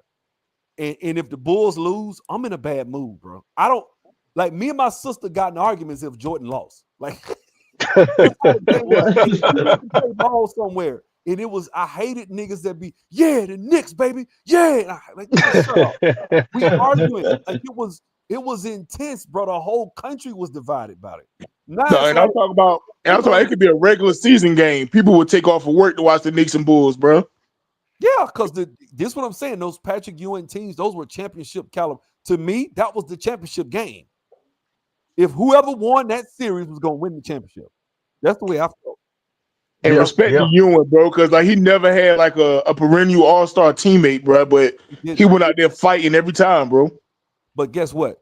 Back then, teams didn't think like that. We didn't think, oh, you need a perennial. Michael Jordan, and then of course Magic and all the guys that won. But you had guys that come along, like, for example, a lot of championships have been won with just one guy, Giannis. Yeah. SGA, really, he had a couple of guys that was decent this year, but SGA, you got Jokic, you got a couple of years ago with Toronto with Kawhi. You got, I mean, so it's guys every other year that win championships. Steph Curry. I don't think nobody. Did he have any All-Stars on that team a couple of years ago in 2022? No, he just had Andrew Wiggins. Became an All-Star. Yeah, Wiggins was like a damn backup All-Star that year. He wasn't really like all that. So that's what I'm saying. He really didn't have as much as you think. And so when you look at the guys that get it done, you can get it done without all this damn 30, 40 damn All-Stars on one team. You don't need all that. In fact, if I'm being honest with you, it compromises the quality of the championship. I don't think all championships are created equal. There's no way in hell I'm going to rate LeBron's 2016 championship and compare that to, what Olajuwon did. Like, look at, it's much harder to do what Olajuwon did as a 6 seed. That's the hardest. Oh, he was a 6 seed. Yeah, he was a 6 seed and did that. And way harder. Oh my god. But Sub-Zero, I got Olajuwon at number 4 on my list. And mainly, and people like, man, you got him too high. Like, shit, that nigga, bro, for him to win that back to play, and the niggas who he ran through to do it, that was hard, bro. Dog, it's some of the hardest championships ever, bro. When they were really good, he stopped Barkley. Yep, stopped him. Barkley, that '93 Suns team, they came back. They just got beat. They got beat. Olajuwon was unstoppable, bro. Like, people don't know he was averaging 4 blocks. And another thing about Ewing, right? Like, I forget what talk show he was on, but it was a rumor Michael Jordan wanted to come play in New York. Even though Michael Jordan kept whooping his ass in the playoffs, he said, "Nah, man, I want to beat him. I don't want him to play with me. I want to try to beat him." You know what I'm saying? Like, he had that mentality, like, well, let me join the nigga that beat me. Like, nah, I want to beat him. You know what I'm saying? Yeah, because niggas would have looked at him crazy if he would have did that shit. The thing I'm saying is, at this point, we're the single mother. And listen, I don't blame single moms for everything, but I think you got a lot of this generation of guys, of black men, have been raised by women, and for them, they're so focused. Oh, we need generational wealth. I'm like, bro, you got it. You got generational wealth. I mean, if you play a 14-year career and you get 3 max contracts at $100 million, just that's low end. That's not even high end, bro. You set, bro. You might blow that first one. Second one, you're gonna figure some stuff out. The third one, you got it all figured out, bro. You know where to put your money. You done blew some money. You've been burned. By the time you play a 14-year season, you done made $400 million over your career. Come on, bro. I was talking to Kwame about that. Shout out to Kwame Brown, Bust Life. Y'all go ahead and subscribe to my boy, man. I was talking to him about that shit, and I was like, look, man, they think real wealth is when you own shit.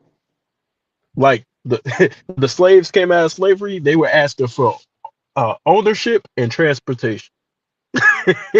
That's what they were asking for, because they understood, like, this money, that shit, bro, if that shit ain't tied to your business or any type of assets, that shit depreciate. So, like, a lot of these players, they get out there, they buy all these depreciating assets like cars and all these homes and stuff like that, and that's cool, but you ain't building nothing that you can pass down. And so all that money goes back to the people that you claim are trying to destroy you. All that money go back to them. You can't, man. You can't when it comes to wealth, man, and black people trying to explain stuff like that. It's like pulling teeth, bro. It just is. I got a homeboy of mine. He's a Marxist. He been sending me all the time. He's a what? Marxist. He's a straight, unabashed Marxist. So he sends me all this power to the Marxist is crazy, bro. he sends me all That's crazy. he sends me all this power to the people stuff, and I just pull it apart, and I'm dropping names and dates and people, and he's just, man, you don't got no information. He literally told me he had no information. I'm like, bro, I just gave you dates, names. I gave you people. I gave you quotes of people, and you telling me I ain't got no information? Like it's like pulling teeth. So I don't even want to talk to people like that. Like let them think what they want to think. You know, yeah, America's about ownership, bro. Like that's why, like, if you see a group of people struggle, it's because they don't own shit. That's what America's about. If you're not trying to own anything, you're gonna suffer in this country. Well, I mean, but then when you get into that, like why do black people suffer?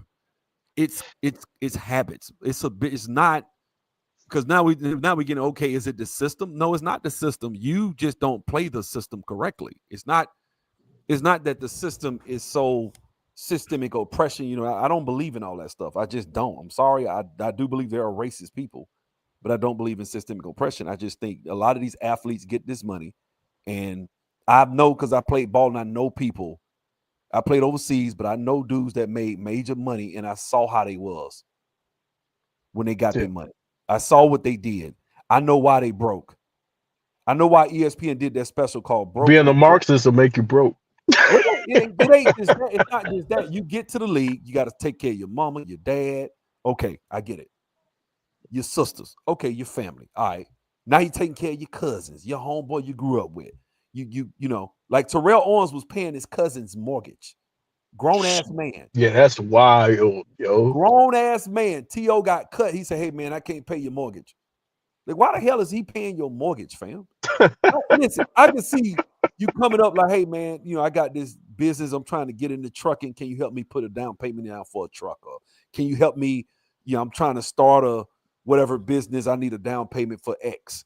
I can understand trying to help people fish. I'm not just paying for something that you consume, because that's consumer. Like paying your mortgage, that's just a 30-day place, a roof over your head. If I pay you, I give you money for your lights, so no, you need to pay that. That's crazy. If I'm a family member, I got that kind of money, you need to be asking me about stuff that's going to help you, where you ain't got to come back and ask me for no money. Yeah, that's just manhood. That's just manhood. Earning your own money. I'm not saying I wouldn't help my family, because I would, but I definitely wouldn't just give them money just to give it to them. Just say, I'm gonna pay your lights for you. Why? You able-bodied. You pay your own lights. Every month they waiting on you. That shit crazy.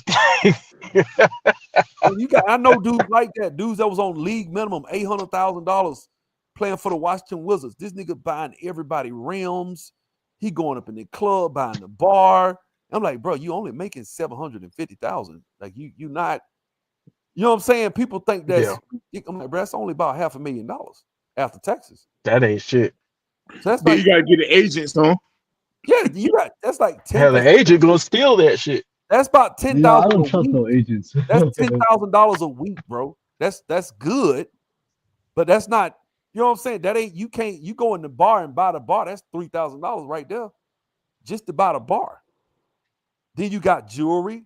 You buying these cars. You do, bro. You broke. Women, like, you bugging. That's what happens. Hey, women, the most expensive thing. Ain't nothing more expensive than a woman. See what I'm saying? Austin Reeves on any other team would be a role player. They done made this boy into all. They're gonna make him into all-star. You see what I'm saying? He damn near playing like Luka. Like, I'm like, bro, That's I the want Los to see him Angeles until he leaves the Lakers shooters. and go to another team and put up those kind of numbers. I think he fugazi. That's my personal opinion. Yeah. I think he flops. They make Hachimura look good. And they still lose. 51. What? He dropped 50? He dropped 50? Yeah, I think he dropped 51. I'm like, come on, wait, is it Yeah, 51? Yeah, yeah, oh that my shit. god, nah. Did they Man, win? Did they win? Because Luca yeah, won't there. So, they won by 7, the Lakers. Wait. It was 46-18. God, oh, Man, that's like the Warriors and Lakers series, like the couple of seasons ago in the playoffs. It's like who they play? one Who team, they? the Kings. Oh, okay, I can see why. And that's Oh another my thing, right? god. When the players was allowed to play defense, like you appreciated great players more. Like you said, Austin Reeves, he looks so much better now because there ain't no defense.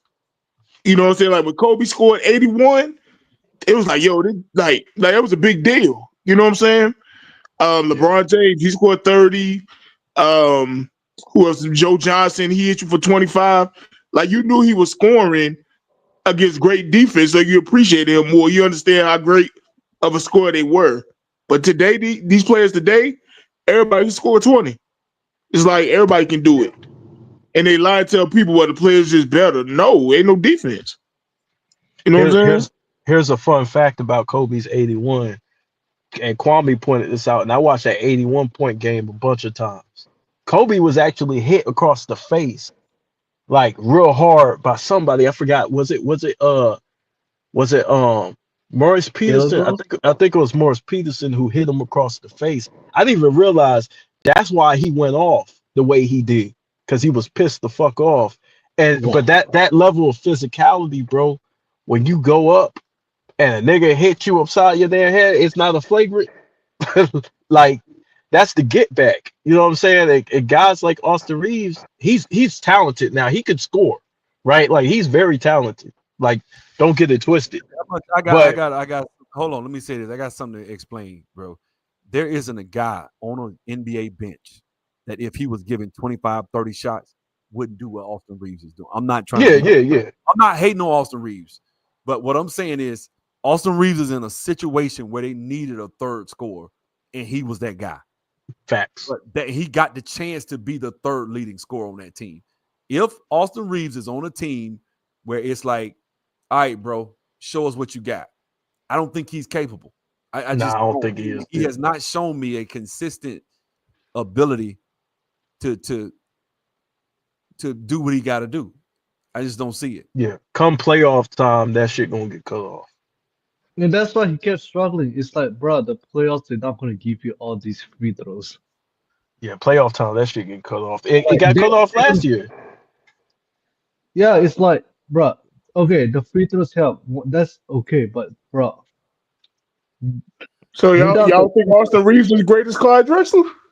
He better. He better. Look at his numbers. Hold on. You Think mean about it tell this me way. Austin Reeves can get 22 free throws? Bro, I've never seen Steph Curry even get past 20 free throws in a game. I don't know. The most he had is like, what, 14, 15?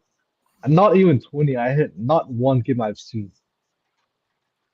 Yeah, they got Austin Reeves looking like damn. He looking like Luca out there. I was watching the opening night game, right, against the Warriors and Lakers. I'm like, how many N1s are they giving to the Lakers? And like 5 of them was like tiki-taki fouls. Not I'm like, just that, they let the Lakers foul on defense, and then they let them flop. Yeah, they play defense with their hands, holding people, all that shit. Check. They let them pretty much hand check.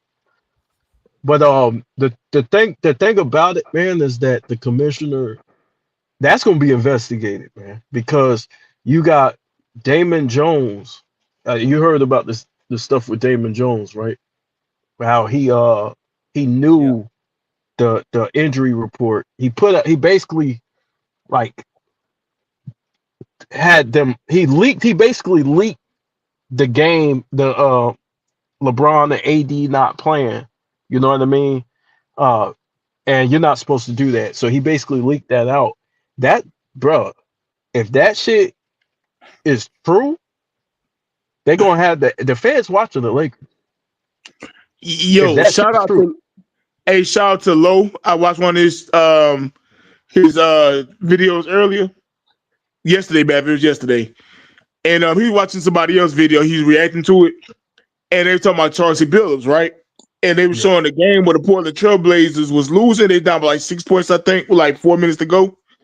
And they were starting to come back, you know, they could have won the game. And what's the guy name? Avija? What's his name? Danny Avija. Yeah, Danny Avija had like 35, 36 points or something like that, right? Damn.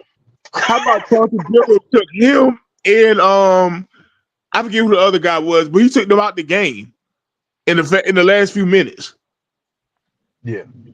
I was like, yo, Chauncey got 37 points out the game, bro. But see, his defense is gonna be crazy as hell because he's gonna have to use the defense that, hey, I felt threatened, right? You know, the mob was on me and I had to do this. He gonna have to use that because otherwise he gonna get like, bruh, he's facing a lot of time. If he's convicted of this, he's facing a lot of time. And I'll tell you something else.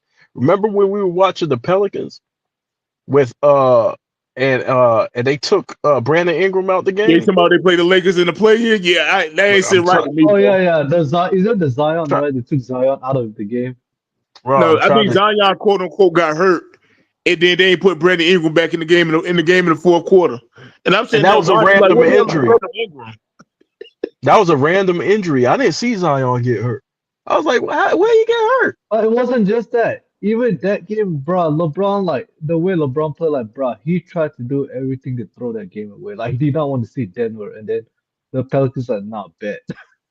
I'm taking that out.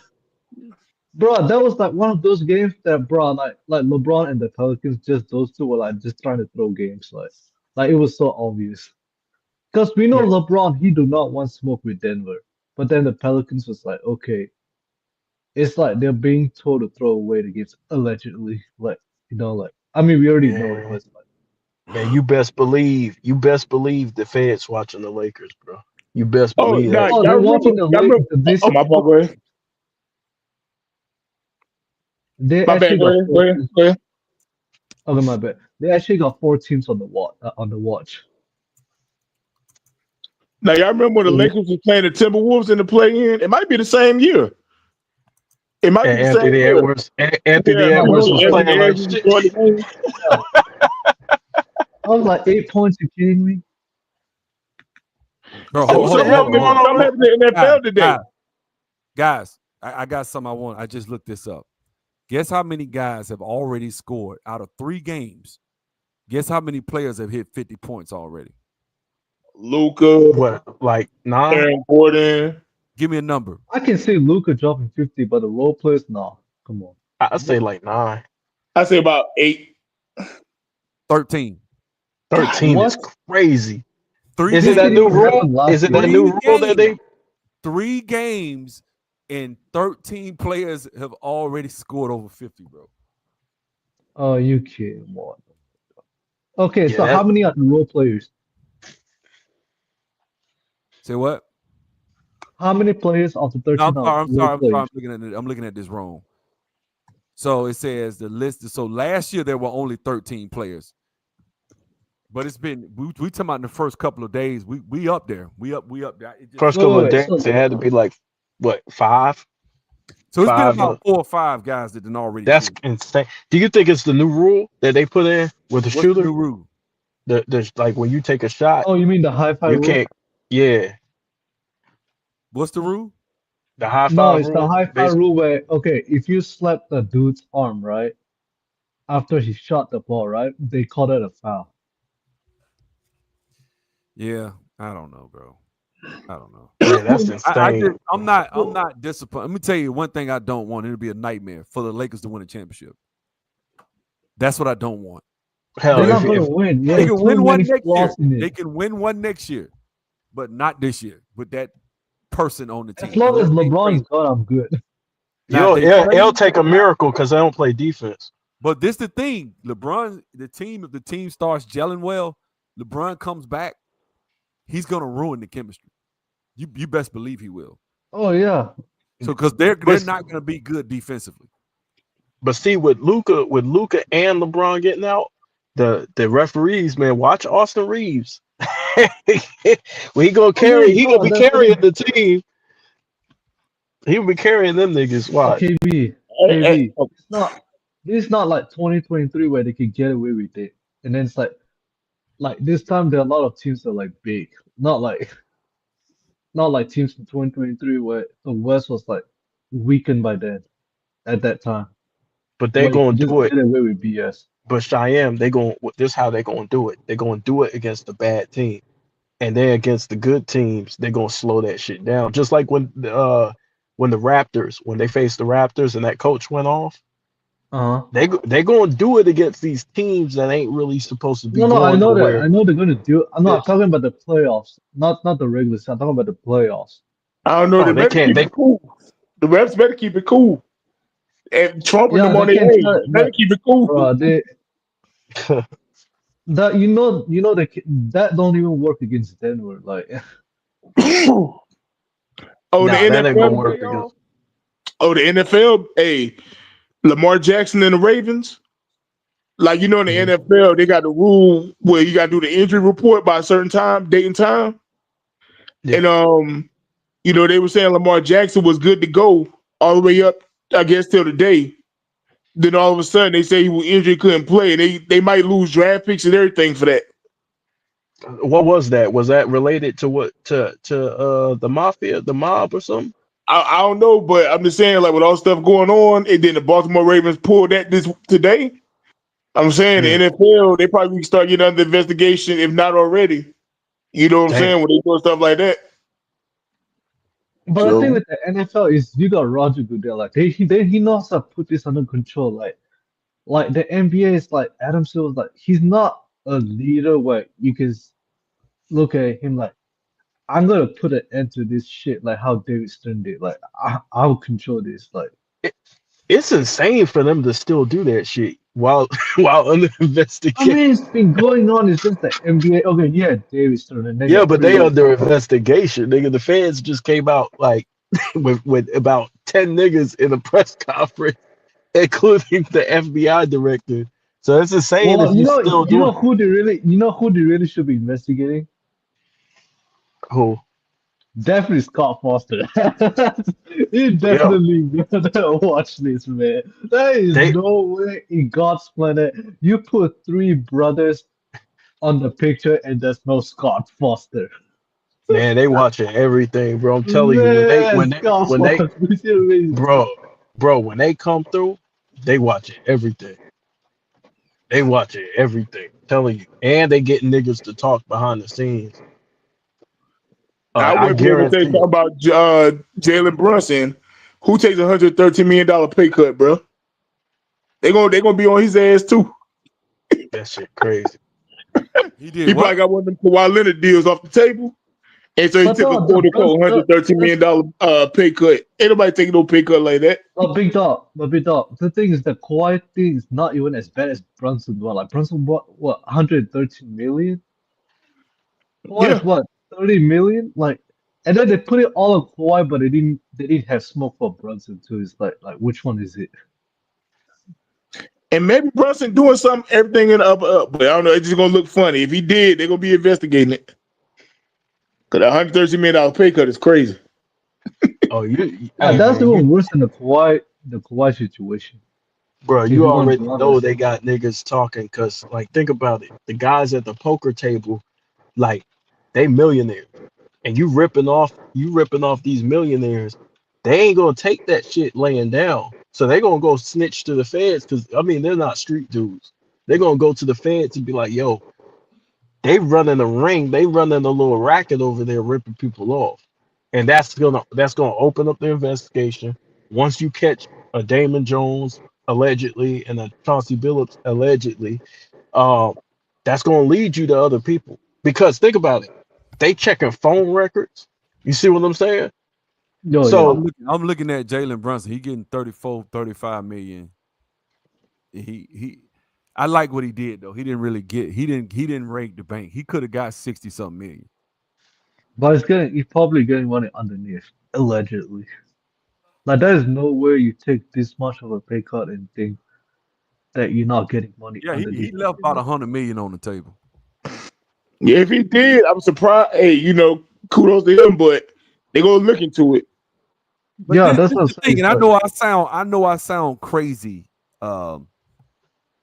but this the thing I'm saying right here, guys. If somebody paying you $40 million in a year, okay, you can probably maybe luckily finagle it to 25 million you taking home if you lucky, right? Mhm. God dang, man. So that's like that's $500,000 a week, bro. Like I'm listen, I'm trying to think, what are you buying? What are you doing where you need more than that?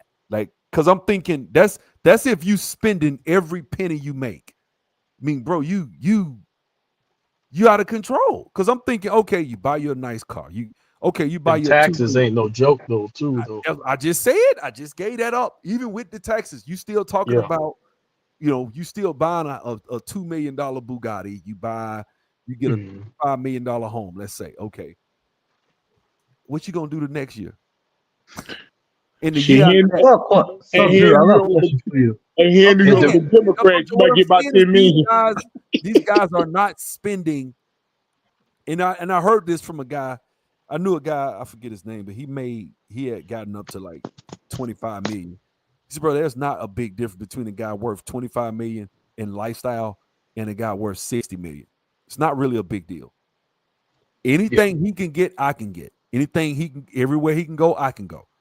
It's not. Unless you buying like jets and shit. Like you Oh, buying like yeah, jet. but hold on. That's exactly what I'm talking about. Like, for example, I'm a guy that's in the planes. I want me a Pipistrel Pantera. That's my favorite plane I'm looking at. I saw one for 600,000.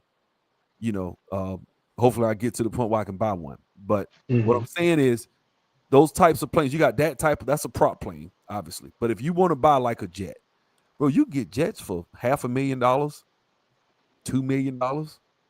You can get a nice jet. If you're raking in $25 million a year after taxes, you can afford probably, I ain't gonna say a G6 because that's like 50, 60 million brand new. But a used G6, you might could get for 25 million. You might could buy your jet. But how much are they paying their agent, their girlfriends? You know what Okay, I'm but saying? I'm saying after taxes, and obviously now you're getting into like quality of life and expenses, and that takes away from that. What I'm saying is these dudes it's only so much money. Like, even though things are more expensive than they used to be, the quality of life for a guy making 25, 30 million after taxes ain't too much different than a guy making 50 million after tax. It just ain't. Yeah. Like, think about it. What is the major difference? If I'm bringing home 25 million, that's $500,000 a week. What can you buy that I can't? Maybe an island. All right. Okay. Hold I on. don't know. Okay. All right. So let's look at that. Let's look at that. You buy an island. I can buy an island too. I might Yeah. not can buy the island you buy, but actually I probably could. Like, think about it. It ain't too much of a difference if you worth $50 million, unless you're willing to drop 30, 40 million cash on an island. And even Nah, if you you ain't are, gonna do that. even if you are, guess what? I can say, well, look, I got this guaranteed contract for 4 years. Hey, let me get the same island. I'm gonna finance it. I'm gonna put down $8 million a year. I can still get the same thing. What can you do? I'm just saying it would take. Yeah. It just, for me, first of all, I'm not gonna do that. That would be very dumb. But so would it be for a $50 million guy. But guess what? That watch you got, I can get it. That car, and what's his name talks like this? Andrew Tate. Mhm. He said, man, once you get to 20 million, man, you can pretty much get whatever you want. Yeah. There's a level where money doesn't really carry as much of a. We just don't think like that. But Yeah. there's a level of wealth where it's not that the lifestyle becomes mundane and everybody has a Bugatti. Everybody, they talk about it. You say everybody got Bugattis. Everybody got the jet. Everybody got the watch. Everybody got the house. Everybody got the. Eventually, it just comes to a point where it's just not worth it. Like, if you stay in a city like Oklahoma City, how much money you gonna spend in Oklahoma City, bro? Not that much.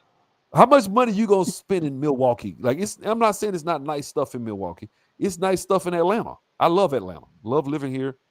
Nice stuff. But I happen to think that You know what, man? I looked $10 million, $15 million. That's the best condo overlooking downtown.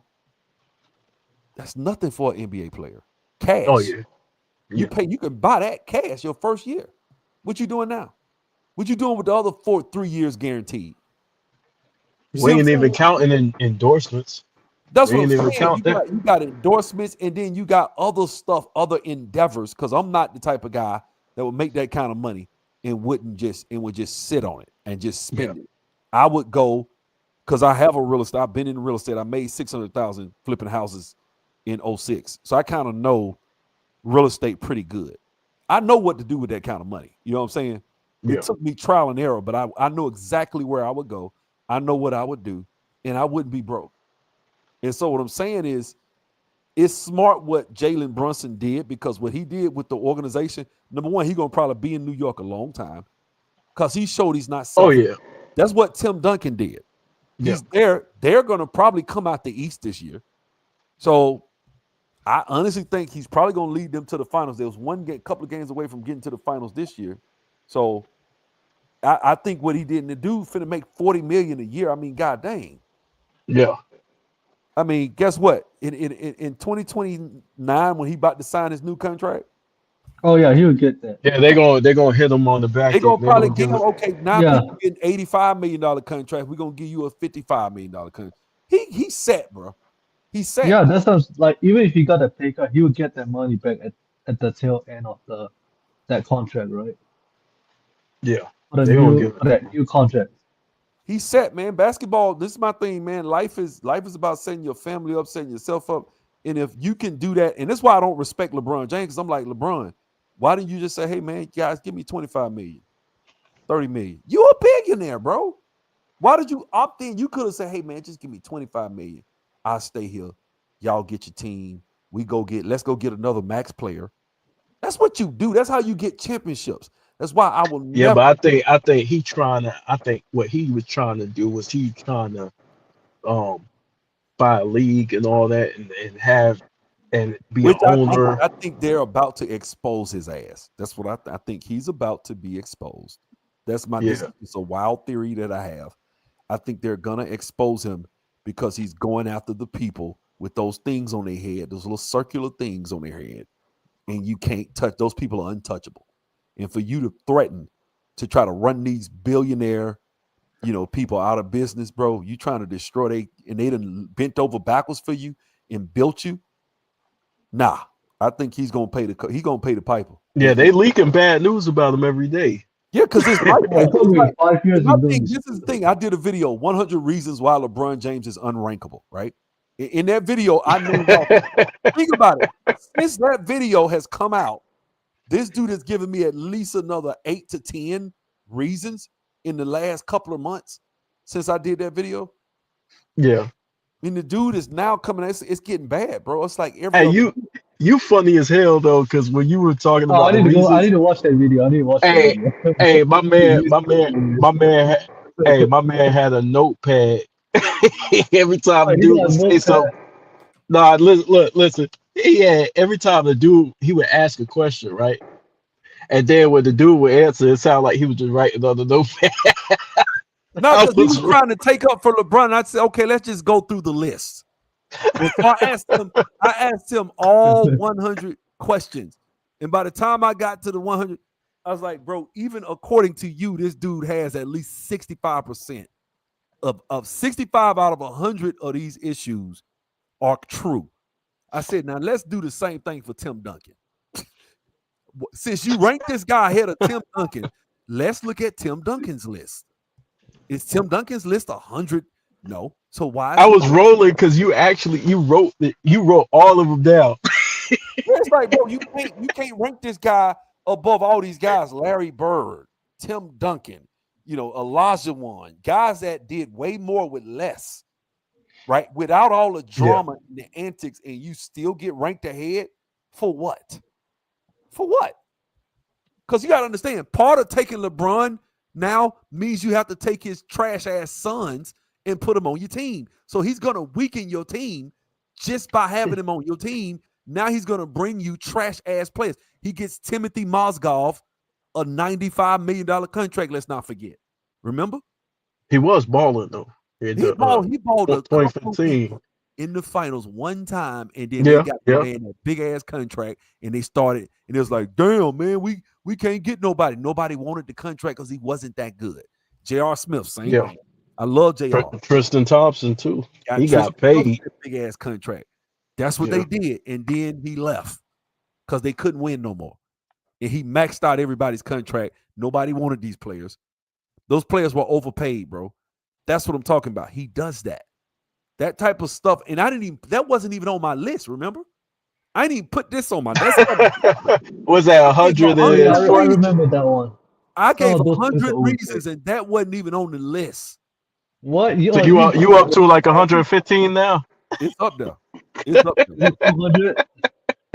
I can guarantee you listen, thousand of it in there. the list is 100, over 100, and it's legit. I'm not talking about no. You heard that list, KB. Yeah. I wasn't just making up stuff. I had sections. This is the off the court. It was like what's the name of the video? It was 50 reasons of off the court BS with Clutch Sports and LeBron. And then it was 50 reasons of on the court, walking, not playing defense, taking the weakest defensive assignment, embarrassing his coaches, all that type of stuff. Right? Like, look how he did Darvin Ham that right before he lost. How he throwing that tantrum because he wouldn't call the time. Yeah, he got dogged, man. Trash. Darvin Ham got dogged on the way out. Trash. He got him. They humiliated that man because they basically, like, he was fired before he got fired. Like, because he doing the podcast with JJ. Man, that man drawing stuff. This man he not even going down there looking. Like, come on, man. How you could show me where Bird did that? Show me where Bird did that to Red Auerbach or somebody. Show me where Bill Russell, Michael Jordan, Phil Jackson talking, and Michael Jordan just sitting there, not even looking. He on the other end of the bench. Michael be standing there listening to Phil. He Michael Jordan. He leading the league. He's the man. And he would listen to Phil Jackson. Phil will draw a play up for somebody else. And he was like, all right, man, I'm coming to you. Difference. There's a difference in greatness, bro. Listen, I'm going to say this, and I know this is blasphemy, but I'm going to say it. I take Charles Barkley before I take LeBron. I said, yeah, man. Charles was tough, man. He just missing the rings, but he tough. Everybody's saying that. Everybody's saying that. I want you to go back and look at the 1993 MVP Charles Barkley. No, he was a monster. I want you to look at that guy and tell me he would not destroy the NBA today. Oh, he would. Oh, yeah. Tell me he would. They scared me. That team had me shook as a Bulls fan. I was like, man, I don't think the Bulls gonna beat Kevin Johnson and them. Yeah, I was like, ain't no way, man. These niggas is hell, bro. That dude Dumas was killing Pippen. I remember. Anyway, man, I got to go, man. I got to go upstairs. I got to use the bathroom. And check me out in the morning, man. I might go live. I'll let you know if I'm streaming. You want to plug your channel real quick? Oh yeah. Let me put the link in the chat right quick. This the new channel. The old channel that I had, and then they took, and then. Yeah, put both of them in there. Well, so what's the name of the list? Is that... Hey, you don't mind if I do like a reaction to your list video? Which one? The one you just talked about. I didn't watch the one you talked about. Yeah. You could do that.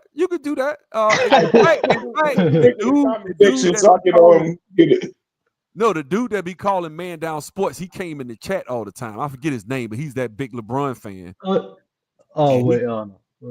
He came in the chat, man. It was hilarious, man, because I gave him the link, and he tried to defend LeBron. I just walked it through, like, okay, let's look at this, and I just said, does he do this? And I was like, does he do this? Yes. Does he do this? Yes. Does he do this? Yes. Well, why is he great? Is he a better defender than Kobe? No. You're better offensive? No.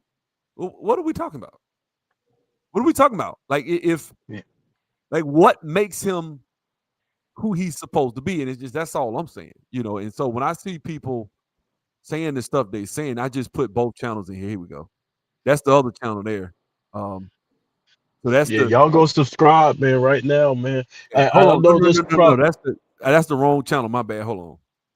So that's my other channel that you told me about. So I got 3 channels now because they gave me. I know y'all like, God dang, man, how many? But y'all want that video? I'm gonna give y'all the video. Yeah. But hey, do this, hey, because I know YouTube is probably gonna make this all disappear after the live's over. Hey, big dog, if you want to react to it, man, you're gonna have to get it right now because YouTube probably gonna delete all that shit after the live stream. Oh, it will? Yeah, because you know how you go live and then Yeah. then some of the comments be gone or whatever. Oh, Does I that didn't happen know to that. you? That happens to me like a lot of times. Like the comments be gone after the live Oh stream. yeah, some of it, yeah. But here you go, right here. I'm gonna put it over here. That's the I'm gonna go video ahead and right there. save it. Oh, I can't Yeah. wait. I can't wait for that. Hey, big I dog, you love see that? I love it. It's music to my ears, man. Oh, you gonna love this one then, because it's Oh, wait, that's 5. Oh, 5 hours. Oh my. Wait, so you have to explain to this guy for 5 hours for 100 oh minutes? yeah, we cooked, man. We had fun over there, man. Yeah. I hate Oh, they took my other channel because they really took my other channel for the last 3 years I've been cooking on, but that we original got the channel. LeBron. Wait, do they want LeBron haters refuge? Oh yeah. Oh man, Listen, that's this the thing. nasty word. This the thing about being a hater, bro. And this is just my personal opinion. So listen, you're not finna hurt my feelings calling me a hater. Yes, I'm a hater. I don't like LeBron James. I don't want him in the league. I want his sons out the league. I want that nigga gone. He has destroyed the game that I loved. My childhood game that I loved growing up, that I was a big fan of, that I watched night in and night out, that I cried and bled blood and tears over. He has destroyed it. I don't love basketball. I don't watch it no more. And it's all because of one guy, LeBron Ramon James. He has destroyed the game. He's a coward. He stacks his teams, and he doesn't deserve to be mentioned along with the pantheon of greats. He's not great. I don't think he's great. I don't. I think he's without all the extra added push from the media. He's a middle of the pack, top 25 guy. He just got the scoring title. That's it. KD can keep playing and catch him. If he really, KD is within striking distance. That just goes to show you. Niggas gonna be mad at me because you said that. It is what it is. Listen, I know certain faces and certain people in this space are compromised, Clutch Sports, Gilbert Arenas people. I ain't gonna say their names, but I know they sold out. I know they pretty much. So I don't trust anything them niggas say because I know you run with Gilbert Arenas. So if you run with Gilbert, then I don't trust you because I know you worry about your pockets, nigga. You sold. They bought you. So you're not a man speaking the truth. Anybody that try to take up for this dude, I don't. Because people be like, oh man, you're a hater of LeBron. Yeah, I am. What?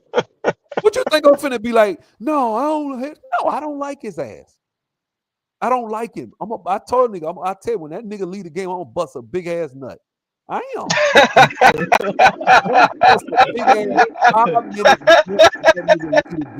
Yes. I got a question. When did you started hating LeBron? Which year was it? I'm gonna tell you when I started stopping liking his ass.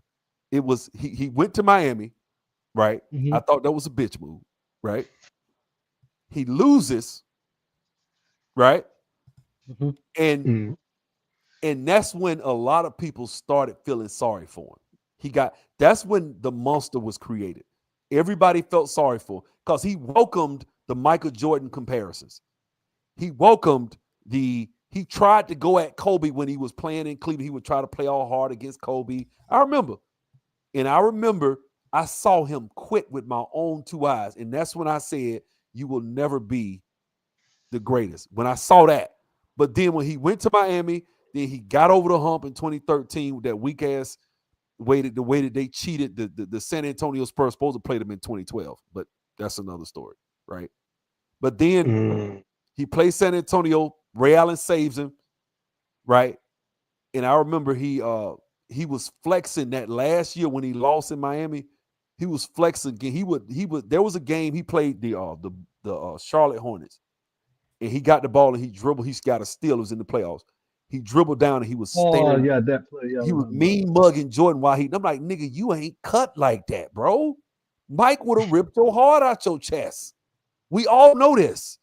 We all know what Mike would have did to you, bro. You would not have been LeBron James if you was playing in Michael Jordan era.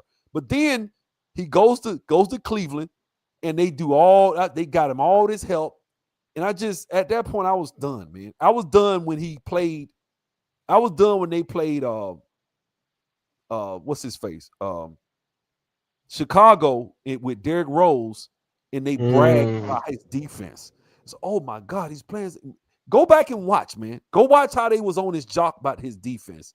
And then watch what happened against Dallas. And so when I saw that, I said, this nigga's mentally weak. He stacked his team, and he still lost. That's what I thought. And so from there, to go from that to that right there made me the greatest of all time. Because I remember when he won the game, I went on Facebook, and they say, did LeBron just beat the greatest team of all time? Like, what? Man. When they said, I'm talking about, they said it in seconds. And I was like, huh? I didn't know they was going to do that. And they kept talking about, then the next day, they kept showing the block. They kept showing that block, right? And I was like, and me, I'm not trying to brag, but I'll do that. I could have did that. I'm not trying to be funny. Y'all don't know me like that. I was that type of athlete. I would have blocked that shot. I wouldn't have had to take but one step. And I would just went there and did the same thing he did. It wasn't that impressive. It really wasn't, right? But I sound like a hater. You know what I'm saying? And people started calling me a hater. I was like, man, that block wasn't all that impressive. Anybody could do that. You give me a running start, nigga, I'm putting my head over the rim. I'm getting it too. I'm going to block it too. See, for me, he did that, right? And then I'm like, y'all, what was more impressive was that step back Kyrie did, right? They didn't show that. And they started talking about, oh, he's great, he's this, he's that. And then everybody got mad. Now I'm starting to really not like this nigga. And everybody got mad at KD for doing the same thing. Yeah, I hated that. I was like, why y'all mad at KD for doing what he just beat LeBron at his own game? Man, I'm talking about you had football players. You had football players talking about him. You had like sports. Everybody at ESPN hated Kevin Durant. They hated his guts. They go watch. I remember those. I'm a Warriors fan. I remember those runs. Great. They stopped LeBron from going on that run and winning all them titles. And they knew that, man, Kevin Durant stopped him and ruined this record in the title for losing. And that made him look. That was the revenge for 2012. Remember the screw job they did? They put Kevin Durant on the bench because he was whooping LeBron. Like, I think it was after game one. They started benching him like 4 or 5 fouls. Yeah. At finals. Oh my God. It's like, well, for me, they fouled Steph Curry out of game 6. Steph Curry hadn't fouled out of a game. Steph Curry hadn't fouled out a game in 3.5 years, bro. They fouled. I say, bro, the fix is in. Yeah. That's why I'm saying. You know when I knew the fix was in? The Draymond suspension. That's when I knew it. Like, okay, I just see what time it is. And then the fact that the media went and showed LeBron, look, he swung for your nuts. You need to go to the commissioner. I'm like, wait a minute, what? Wait. So the media is helping him to try to get Draymond suspended. I was like, bro, Jordan didn't need all that. Kobe didn't need that. All Kobe needed was a mediocre one-time All-Star, and he went to 3 straight finals. Why would this nigga need all this? Why is he ranked over Kobe, and he's not even – because they quickly put him over Kobe. And I was like, bro, he ain't nowhere near Kobe. See, my thing is, speaking of that, though, my thing with him is I never hated him. Like even when he went to Miami, I didn't hate him. But I didn't put him up. I just didn't put him up there with Jordan and Kobe, right? I didn't hate him or nothing. I was just like, well, you can't compare him to Jordan and Kobe. But then when they started doing that, I'm like, wait a minute, how do you do that and then still be compared to these guys who they winning with a lot less? You see what I'm saying? Like the road to the championship was way harder. And it seemed like they didn't care about that. And then what they started doing was they started disrespecting Kobe in the process of praising him. And I'm like, wait a minute. I said, wait a minute. So you, in order to praise him, you could praise him, right? I ain't had no problem with that. But once you start trying to knock the guys before him, like it was like a media campaign, like he was like running for president or something like that. It was like, wait a minute, I gotta make a channel. I gotta make a channel, bro. You can't, y'all can't shit on Kobe this much. Bro, And listen, I got Kobe number 2. I'm gonna tell you just like this. Bean in 2007, ain't nobody want that smoke, bro. Let's not 2006. Them niggas ain't want to see Kobe, man. I'm talking about to the point where if Kobe was in the league today, none of these niggas it'd be a nightmare. Oh yeah, niggas want to see Kobe, bro. You talking about you can't hand check him, you can't you getting the bigs out the lane. Kobe would he averaged 40. He'd be 40, I think you're being disrespectful. I think 40 is disrespectful. I think he might do more than easily that. get about 47, 48 a game. Come on, bro. Yeah, Kobe was ignorant. Yeah. Kobe outscored Dallas by himself in 3 quarters, bro. Yeah. And that's nasty work. That's greater than 81. Yeah. He outscored the Dallas Mavericks by himself in 3 quarters and sat down. 2007, he had four. Wait, yeah, it turned into a blowout, but he had 4 50-point games in a row in 2007. Oh my God. And some of them were 60. No, you talking about before Shaq left that year. That was old. No, I'm talking about 2007. He had 4 50-point games. Yeah, bro, he had 4. Look it up. He had 4 50-point games in a row. Bro, let me tell you something, man. And this is when it was hard to score 50 because people were still playing defense. See what I'm saying? You still had Bruce Bowen. You still had Tony Allen. You still had guys locking up on defense back then. So it was very hard to do that in that era. Because guess what? Guards wasn't hitting but 35, 40, 40. It wasn't nothing to see a guard shooting 46, 45% from the field back then. That was normal. Yeah. That wasn't considered a bad field goal percentage. Now all of a sudden, revisionist history, Kobe, he had a terrible field goal percentage. Like he played in the dead ball era, bro. Yeah, the analytics hurt him. If we didn't have YouTube and these guys were not examining and going through methodically and showing, these LeBron like sexuals would destroy everybody from 2003 on back. They would just say they all couldn't do. They said if you could dunk, you were an all-star. Like they would literally say that. Yeah, that shit. Because guess what? I know this is gonna sound crazy. I saw some Kobe fans do that to Jordan's era, and I was pissed off then. I was like, don't do that.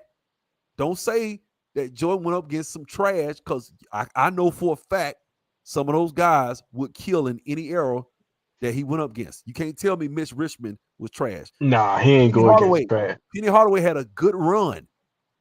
He really get messed up to like the 2000s where he really started getting really injured.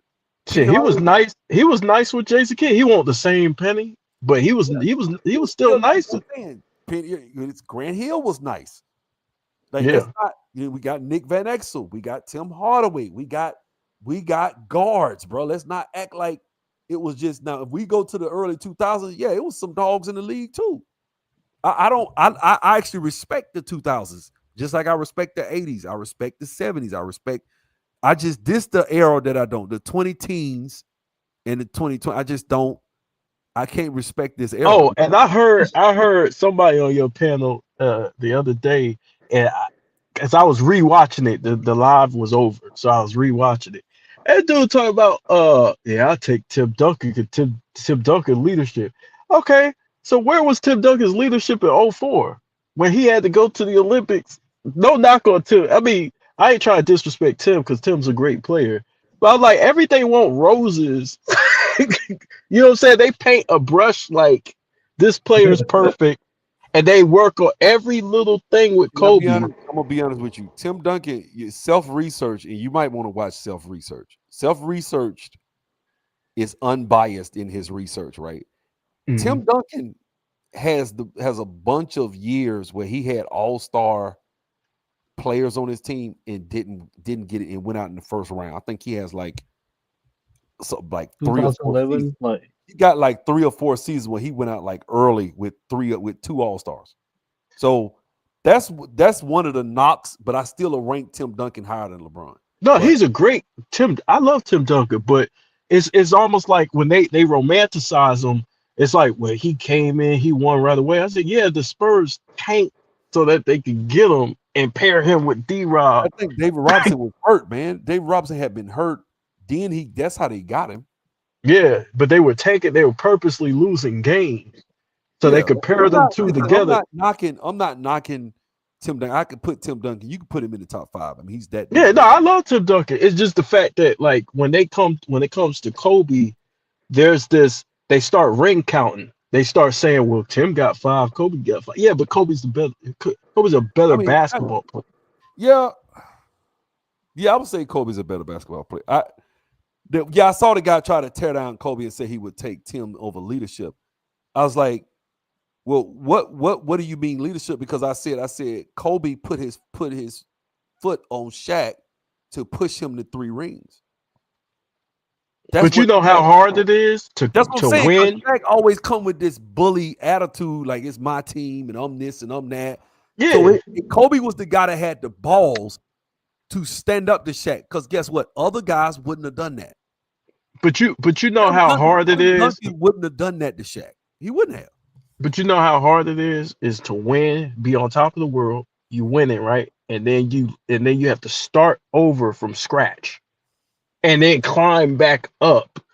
And like some people say, the thing people don't realize with that, Kobe was still going to the playoff. I told the dude, yes, I said, bro, yeah, like Kobe, man, he was losing. I'm like, wait a minute, the man was still 8th seed. He still was making the playoffs. He had no playing game. He was going to the playoffs with like, let's come on, some overseas guys, most of them. Let's be honest. Those weren't like Chris Mims and come on, man. but this is the reason why like some of those players need to start giving their experiences, because when I talked to Kwame Brown, I asked him about Kobe's leadership. And he loves Kobe's leadership. Because he said, look, Phil Jackson did the same shit. Phil Jackson would come in there and he won't speak to you. He'll walk straight by your ass because you had to prove something to them. You know what I mean? That's how they got you to work. What I think people don't realize, or people say, with Kobe's a lot of black men don't like Kobe. Kobe was not the average black person. Kobe, when Trayvon Martin happened, they put the microphone up to Kobe. That's why Tariq Nasheed called him the coon, because Kobe said, I don't know this kid, right? And so I'm not going to just go out here and protest. I need to get the facts of the case. And every black person back then, Tariq Nasheed mainly, called Kobe a coon. That's why when you go watch the Coon Train song video, you see Kobe Bryant up there because he felt like that was cooning. Kobe is not your average black person. He was not like that. Kobe was very highly intelligent. Anything he did, he probably would have been very successful at. Very obsessed with like success, and the dude was just a walking successful. And so he's looking at a guy like Smush Parker and guys like that. He's like, okay, we practice, and then I see you go home, and you only averaging 8 points, 12 points. You don't have the drive that I have. He don't rock But Sub-Zero with Derek Fisher. But Sub-Zero, they always reference two niggas. They don't reference the rest of his teammates. I'm like, yo, he played. This nigga had a lot more teammates than them 2 niggas. Like Kwame don't say nothing bad about Kobe. Kobe had his ways, but Kobe. This is the thing that I feel that I get pissed about with people like Jordan and Kobe, that they say, oh, they weren't good people. This is the problem I got with that. Man, we don't know them niggas, man. Not only do you not know them, it's like we love to say this about these guys because they were so like great. So those guys are quick to get labeled as being, oh, this guy, he wasn't this, he wasn't that. This guy's this guy's that. LeBron, Kobe, Jordan selfish. Jordan was mean. Kobe was mean. Kobe was my thing is this, bro. At the end of the day, Kobe, for all intents and purposes, did what he was supposed to do. He played the game. And most guys I know that play the game as a guy who played overseas and played college basketball, most all of my assholes. But even his teammates, they skipped the part where his teammates say he was a great person off the court. Like I give you an example, right? Like with me speaking with Kwame, right? I told Kwame, I said, "Yo, Kwame, I ain't like the way Kobe did Smush." Right? You know what Kwame responded? He said, "Yeah, but Kobe treated everybody like that." Kwame said he respected Kobe because he treated the superstar like Shaq, and you could see it too. He treated a guy like Shaq and the guy at the end of the bench the same. He judged you based off your work, and Kwame said that's fair because he'll push you even though you're a superstar and you think you're great. He'll still push you. He didn't give a fuck what your status was. And Kwame said, "Yo, as a leader, I can respect that because he's not going to ask you to do anything that he's not going to do. If he play injured, you gonna get your ass out there and play injured, and that's just how he was." Yeah. So sometimes I rub niggas the wrong way, like and after that, after he told me that, I understood. I said, damn, maybe he won't in the wrong. You know what I mean? Yeah, he could have spoke to Smush. I didn't like the fact that Smush is trying to have casual conversation with him. But when Kwame put it like that to me, I was like, okay, I understand. Because he pushed Shaq. We seen it. He pushed Shaq the same way. Funny, bro. Listen, I'm a little older. I'm 50 years old. I'm gonna tell you just like this. Michael Jordan instilled fear in the NBA. Kobe Bryant instilled that same fear. There's no way in the hell you got to rank. You can't rank Kobe in the top 5. I could say okay, maybe top. I could see if somebody say number 7 or 8. Okay, I'll give you that. I'll let That's you get crazy. it. It's crazy to me too, but I can see it. But I'm like, bro, there aren't 6 players that were feared like Kobe. There just aren't. There's only one. Not only that, but the memories, like the moments. And Like if you instill, the problem I have with it, if you can instill fear into anybody, if you can instill fear into a player, that counts way more. Yeah. Than okay, he was good at shooting threes. Or okay, he was a better rebounder. Okay, he got along with his teammates. I don't really care. He won when it counted. And he had niggas scared. If you said something disrespectful about Kobe, we all tuned in. Why? Because we knew you finna get work. Oh, Kobe finna get that nigga 50. Who can we say that about LeBron?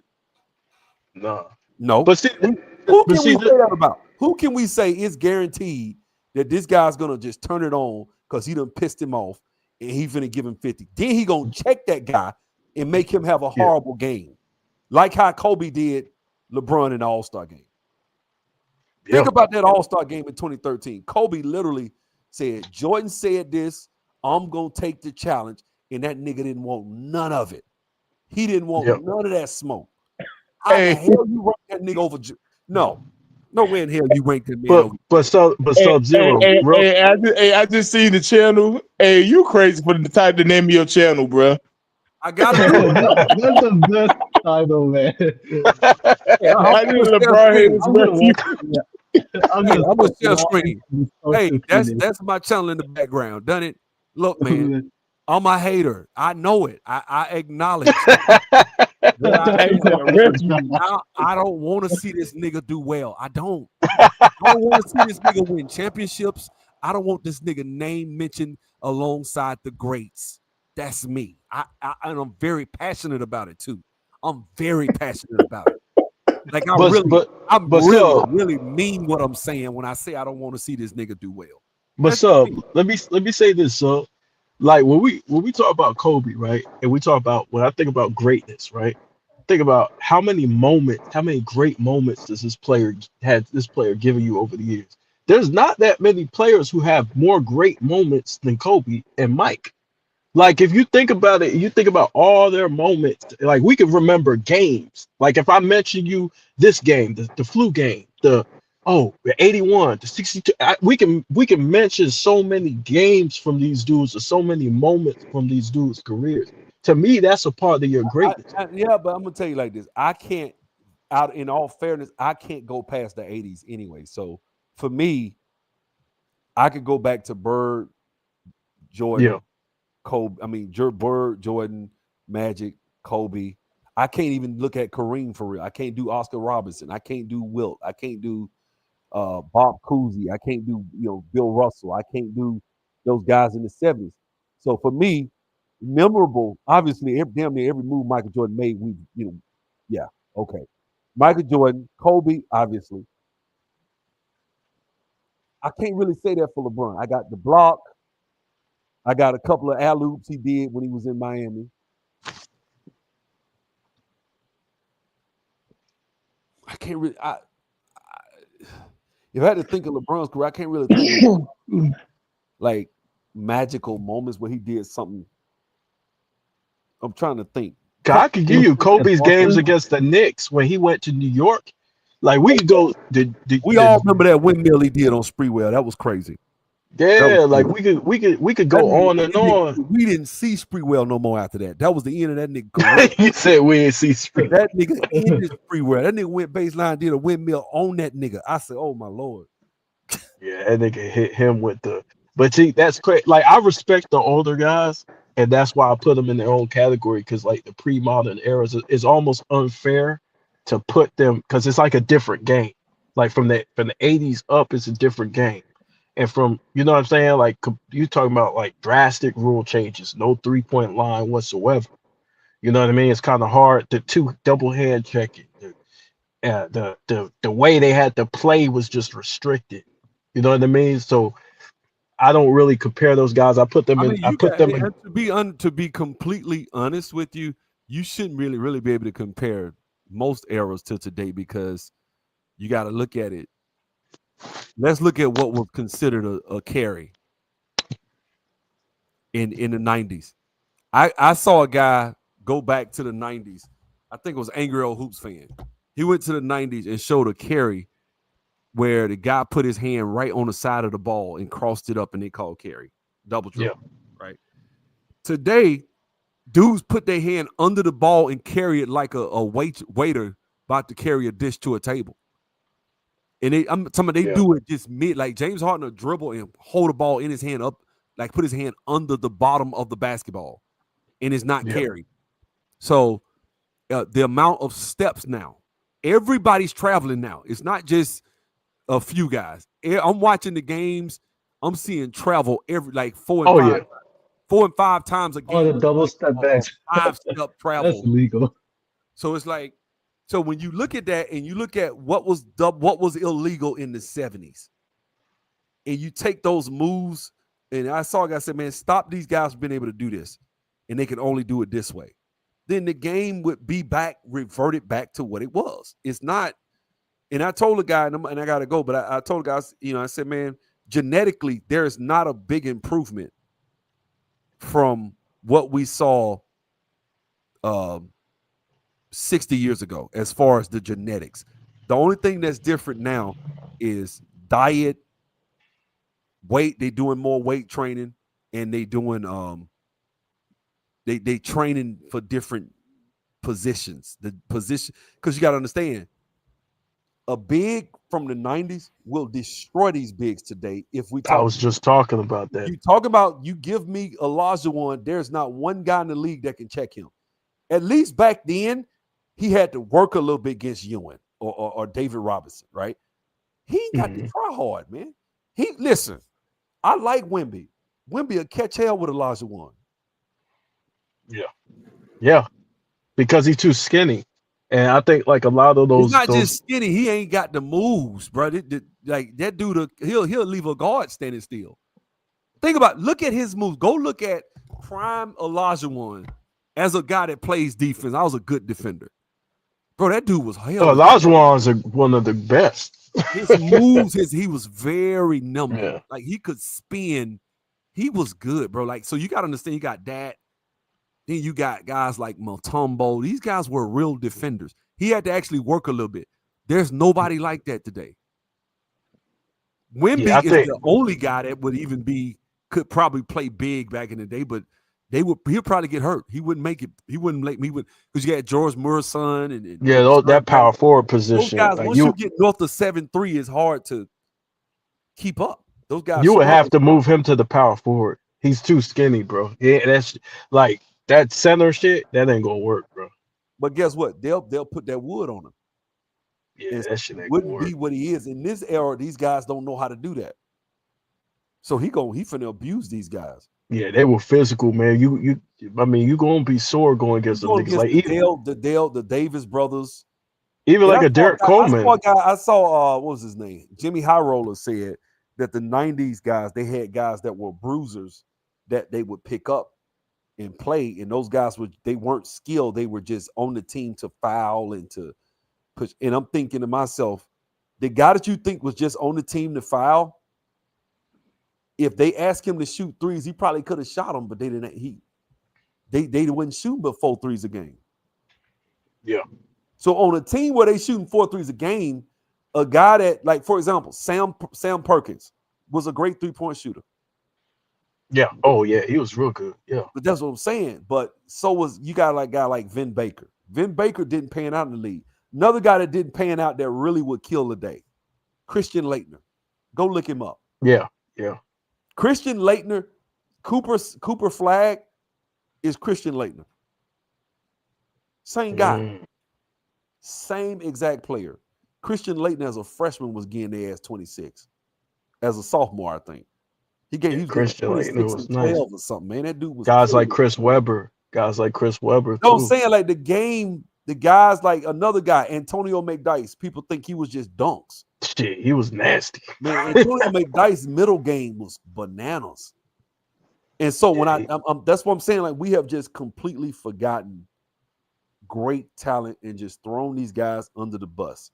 And what I'm saying is when you have a generation of guys that have never played physical basketball, and you have a group of guys that did, the guys that played physical basketball, we know they can play in this era. Mm-hmm. Because if you ain't touching them. The guys that that play physical, that play soft, can't be fouled basketball, they can't play in that era. Where if you're a guard and you run through the lane, you get in the elbow. Hell, the screens are different, bro. You run through them damn screens, you get touched. Can you imagine Steph Curry going against the Pistons? Hell It'd no. be tough. It'd be tough. Hell no. I don't think Steph Curry's built like that. I don't. Why? Damn. Because he struggled against Matthew Dellavedova. And if you struggle against Delly, I know damn well you're going to struggle against Rodman. Okay, y'all calm down now. We're not doing the Curry slander. Y'all relax. I'm saying, but listen, I like Curry. I think Curry's great for the game today. I just don't think Curry transitions to the 80s or 90s. That's all. I think he can still get 20 something points a game. It was physical, bro. But you put Game is different than that. You give him a Gary Payton type guy, physical, can put his hands on him. Oh no, he not. But not only that, you're gonna get taxed. Like you go to the rim, you're not gonna keep going to the rim. You're gonna get taxed. Go to the rim, but the rim is wide open now because the bigs are out of the lane. You can't go in the lane with Mutombo and Ewan and all those guys, and you're not gonna get away with that. So, and now the guards can push you. So, and guys, I'm gonna be honest with you. You want to see Steph? Just go look at Mahmoud Abdul-Rauf. Same guy, same player. In fact, yeah, Steph would be like that type, like a Mahmoud. I might think Mahmoud Abdul-Rauf is better than Steph. Okay. I don't know about that. Mahmoud was nice though. Okay. Look, I know you don't respect the 2010s, but relax. Wait, hold on. And I'm just coming. I'm not just trying to say this because I'm an older guy, but just hear me out. Chris Jackson's off the dribble, pull up jump shot was nasty. Was wet, right? Chris Jackson never got a green light to shoot 23s in a game, ever. But we do know Chris Jackson a couple years ago just shot 103 straight, didn't miss one. That's who we talking about, bro. Yeah, that nigga can shoot. I love Steph. I think Steph has changed the game of basketball, right? But Steph was given the green light to change the game of basketball. If you take Mahmoud Abdul-Rauf and you say shoot 23s in a game, tell Reggie Miller to shoot 103. Tell Dale Ellis to shoot 103s. Tell Ray Allen to shoot 103. We don't know who would be the greatest shooter of all time because there's been so many great shooters. shooters. Yeah, but I will say this though. I will push back on that. So 'cause I think the variety of how Steph does it, like he does it off the dribble. Like he does it Exactly. like You're describing The Mahmoud range, Abdul. the range I is remember, not listen, I remember factor. LSU Chris Jackson. yeah, he can shoot. Yeah. Mahmoud Abdul. He's the same guy, and Chris Jackson will dunk on you. Yeah, for That's who sure. Chris Jackson was. Yeah, So for I'm sure. just telling you, he wasn't the first guy to that could do that. And I'm not trying to tear down Steph. I love Steph. He's my favorite player right now. Between him and probably, ain't gonna lie, I'm starting to like Joker. I like Joker. I like Giannis, and I like Wemby. So I don't know, but he one of my favorites. But I'm just saying, Steph could play in that era. I ain't definitely gonna say he can't, but I just don't think he's the baby-faced assassin. Because guess what? As soon as he put the ball on the floor, they putting their hands on his ass. Yeah, They that put their hands on physicality his ass. changed everything. Listen. Not like back then though. Man, we not doing this, bro. We not Not doing like this. back, bro. Not like back then, We though. not doing this, bro. We not Listen. doing this. I played ball. Let me tell you something. I had a very quick first step, right? I was very athletic. I was a head hunter. I'm looking to go through the lane and tear your head off. That was what I used to do, right? Dudes, you know how they check me? They would put their hands on me and push me. If you couldn't do that, you're gonna catch it. It's gonna be a long night for you because I'm very fast. When I was young, I was very quick, explosive. Dudes would not check me. Once I start hitting the jump shot and they get close, it's gonna be a long night. And so what I'm saying is, with Steph, if a dude could get close and put his hands on Steph Curry, Steph's still cooking them. That's exactly what's going to happen. Okay. What happens? And this is how I know this to be true. I'm not hating on Steph. I'm a Steph fan, but I'm gonna tell the truth. When Steph go to the playoffs and they start letting people get physical, this is why Steph only got one Finals MVP. That's why. But he got 4 championships at the end of the day. He should have won. Four championships. 2 of them was with KD. I would have given him 2015. He still got championship at the end of the day. Okay, so hold on. So there's no reason in hell. This is just my personal opinion. There's no way in hell Iguodala was supposed to get Finals MVP over Steph Curry. Hey, I don't care about Finals MVP. Because Steph probably should have had that. That tells us something about his numbers, and when you get physical with him, it diminishes him. He is not the same player when you get physical. That's all I'm saying. I have a. Oh, go ahead. Let me say this. The reason he didn't get Finals MVP in 2015 was because Matthew Dellavedova gave him trouble. That's why. He did get off a couple of times, but he had games where he struggled. See, Finals MVP don't mean that much to me, so it don't diminish Steph Curry for me or anybody else who don't win. As long as you're great. You can put him up there, because if it doesn't, then I can't tell you how. I'm just saying, because like when Cedric Maxwell won Finals MVP, nobody said Larry Bird won't shit. So, you know what I'm saying? It don't mean that much to me, bro. That Finals MVP, it don't mean that much to me. MVP overall don't mean that much to me. You ain't got to derate Larry Bird. Larry Bird's a 3-time MVP. I know, and I won't. Hold on. That's what I'm saying. Hold on. Larry Bird won 3 straight MVPs. Like, that's cool. I don't care about MVPs either. Hold on.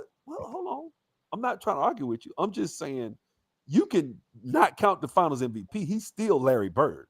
He's still a top 10, top 8, top 6 player. No, I agree. So you can't take that from Bird regardless. All I'm saying about Steph has shown a propensity to not be as effective with physical defenders. That's all I'm saying. I'm not saying Steph ain't one of the greatest shooters of all time. And probably, if you say Steph is the greatest shooter of all time, I'm not going to argue with you. I see why you say it. I'm just saying, let's give Steph Curry, let's give all these other guys the same amount of threes per game, and then we'll see what's happening, right? Because Klay Thompson is considered one of the greatest shooters of all time. But I think Reggie Miller could have did that same thing. I think Ray Allen could have did that same thing. I think catch and shoot. Yeah. I think Dale Ellis could have did that same thing. I think Mahmoud Abdul-Rauf, aka Chris Jackson, Peja Stojakovic. He up there. These are guys that took 3 and 4 threes a game. and was still considered shooters. What if they were taking 20? And see, all those people you named outside of maybe Chris Jackson was all better than Klay Thompson. That should let you know how great Steph Curry was because the teams he won with. Say what? I think Dale Ellis was better than Klay Thompson. I think who else your name? Reggie Miller was better than Klay Thompson. And Curry won the championship with Klay. Why I can't say that. Klay Thompson, I think I just watched that 37. Klay could shoot like a motherfucker. Klay put up 37. I'm talking about overall player though. Dale Ellis, I think prime Dale Ellis is better than prime Klay Thompson. As a player? Yeah. I can't argue with you. I mean, because Dale Ellis averaged like right at 30 or something. Dale Ellis put up some mad numbers. People don't know that. People forget how good Dale Ellis really was. So I can't argue with you on that. But Klay Thompson has a case to be just as good a shooter as Steph, except he can't shoot off the dribble. But Klay Thompson, catch and shoot, for put sure. it like this: go back That's in 2016 when Steph was the unanimous MVP that year. Go back and look at what they were saying on the games that Klay went off, and look at Klay is a hell of a shooter. Like I'm just saying, like put it like this, man. Off the dribble, you got to add Steph in there too, right? But it's a bunch of off the dribble 3-point shooters that we can name. But what I'm saying is they just didn't. They played in an era where they shot 3 threes a game. But I will say this: another difference is his range too. Steph's range is kind of puts him. You know what I mean? Well, like yeah. let me ask you something. So this is a good example. So Skip to Malou, right? We all know who Skip to Malou is. Oh yeah, for sure.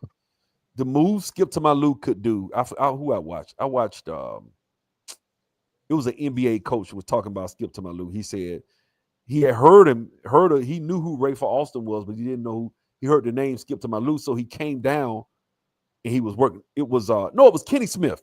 Kenny Smith said he was working out, and they was telling him to go check out this guy named Skip to Malou. Rafer Alston came in, worked with him. He said, "Man, I had Rafer Alston pass me the ball because I knew him when he was a kid, you know." And then we go to the game, and he said, "Yeah, who you going to see?" He said, "I'm going to see some kid named Skip to Malou." He said, "Oh, that's me." He's like, "That's you." And he said he watched him play, and he said, "Man, I didn't know he could play I didn't know he could dribble and move like that." And he was. The reason gross. I'm saying this, they don't let now you can play like that today, but back then, it was controlled. You could not play like that. There were guys that could play like that. I played with Stephon Marbury every day. That nigga was sick. Let me tell you something. I used to play with Stephon Marbury every day. Okay, and run and shoot. Where at? Right here in Atlanta. Yeah, Steph. Georgia Tech in '95. I was here. We used to play all the time. That nigga was nasty, bro. His ball handling was sick. I'm telling you, we didn't see the type. Kenny Anderson played with him once or twice. Travis Best is by far probably one of the best point guards. Travis Best was nice too. Travis Best, let me tell you something, bro. Travis Best made me look like Jordan out that thing, bro. I'm talking about. He was throwing them dimes like that. Bro, listen, if Travis Best, if you're running down the court, he see you, damn it. Don't stop running. He see you. He see you. And he gonna wrap the ball around somebody's head and get it to you. Hey, let me tell you something. Travis Best will go up through traffic, put the ball up, and wrap it around a nigga back. And by the time you catch the ball, everybody's coming down. You coming through the lane, tomahawking. That's how we ran the court. We beat the brakes off everybody. I don't care who you was. If I was on the court with him, I don't know how he knew. He just knew. I see why he was. Listen, he gave the Bulls trouble one time when they. Hell yeah, nigga was that nice. dude, Travis Best, was legit. Don't nobody talk about him. That dude was legit, bro. But you got to give me, since you played with him so many times, you got to give me an exclusive Stephon Marbury story from you playing ball with him, what the shit he was pulling off on that court. Because I know you seen. I'm gonna tell you some crazy. I'm gonna tell you something real crazy. Check this out. So Stephon Marbury is at Georgia Tech, right? Allen Iverson's in the league, right? AI comes to Atlanta. I come to run and shoot, and when I'm checking in, at run and shoot, the way it was, like you come in there, when you look, you'll see if it's some big ballers in there, everybody's gathered around the court, right? Like nobody was playing. It's 8 courts in run and shoot. It's only 1 court, everybody's standing, like court 5, way over in the corner. So I check in and I run over there because I knew it was something crazy because I'm hearing everybody going, ooh, you know how. Man, I get there, it's Stephon going up against AI. AI came in there, right? So it's this dude I knew played overseas. He was nice now. Dude about 6'5". I forget his name, but he was real nice. I gotta go first. Good night. Bro. So the dude was mouthing off, and the dude came down, did a nice little move, hit a 3. You know, he's nice. You know what I'm saying? I ain't gonna say he couldn't play. Man, AI did some move where he kind of froze Stephon and went by him. Man, AI got to the dotted line, bro, and just took off. He leaned. Let me tell you something. AI had the ball cocked way back. Dude came across. Listen, now the dude taller than AI. They both jumped at the same time. The dude jumped and hit AI across the chest because I guess he thought, I ain't finna let this nigga embarrass me. Bro, that nigga hit AI across the chest. He went down, man. AI came across that nigga head, man. Damn near put his elbow in the rim on him, bro. Whew. Bro, we all ran up out of there screaming, bro. Yeah, AI was nasty, though. That nigga was tough, yo. Steve Francis, they went at it up in there. Bro, I'm gonna tell you something. Ooh, Steve Francis was sick. They went at it up in there. That damn I used to play with Jerry Stackhouse. He was in there with his brother. His brother played overseas. Man, I love run and shoot, bro. Hot Sauce know me by name. He called me Superman. That's what he used to call me. I used to wear this Superman shirt. And I could fly. So he used to call me Superman. And I was supposed to be on N1 Mixtape Volume 3. And right when they filmed it, I got there late. I didn't even know they was filming. And you know Helicopter? I walked in, they was like, man, that's him. That's him right there. Damn sure was. I never met Helicopter. I know Spider. You never met Helicopter? I know Spider, Hot Sauce, dude named Wayne. And they called him 50 because he literally had a 50. Legit. Like I could jump. That nigga had about a good Yeah, that nigga was insane. He was doing some. He about my height. That dude had a 10 inch. He was about 10 inches over me. As far Don't as he got the record? Don't he got the record for he did like a 420 or some ridiculous ass shit.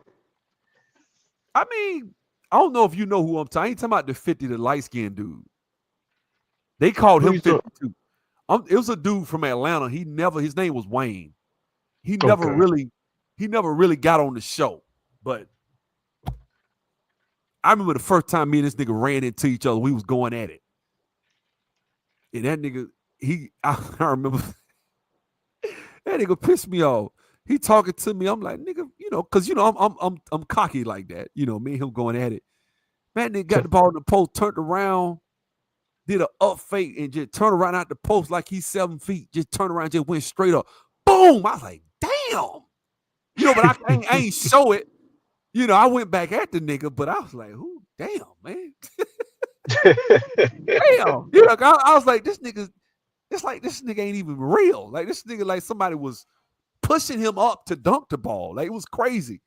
I was like, this dude is a freak.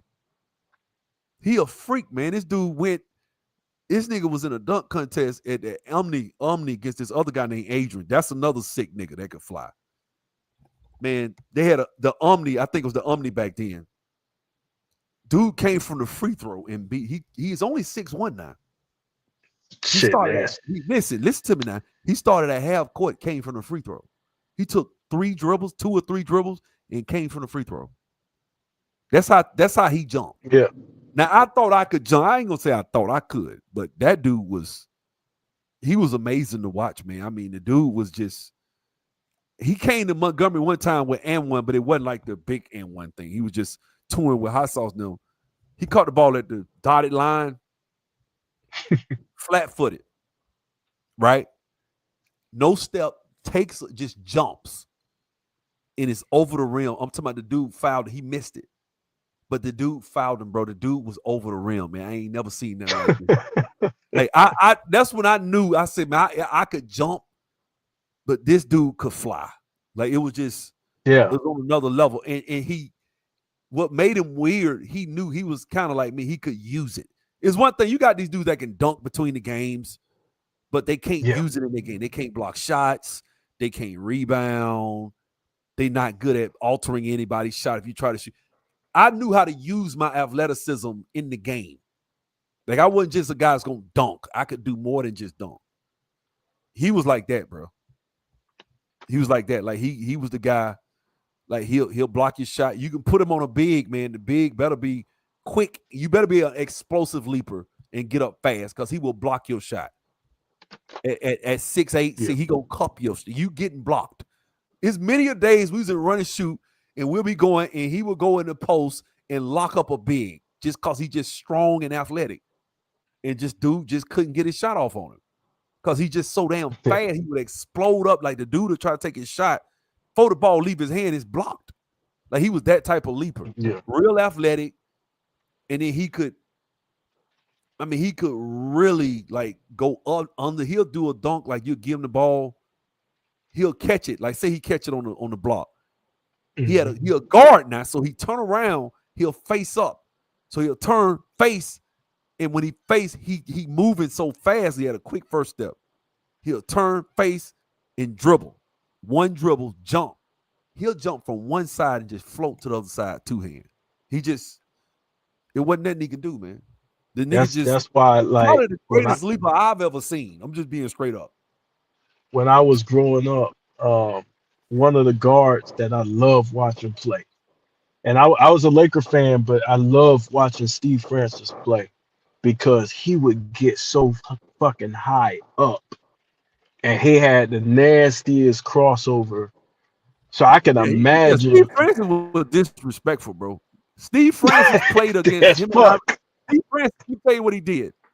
Now they was in LA. My brother lived out in Irvine. They had a game. They had like a celebrity game where they was going against him and Iverson went at it out there. Man, Steve Francis would dribble the ball. I don't know if he can palm the ball or something.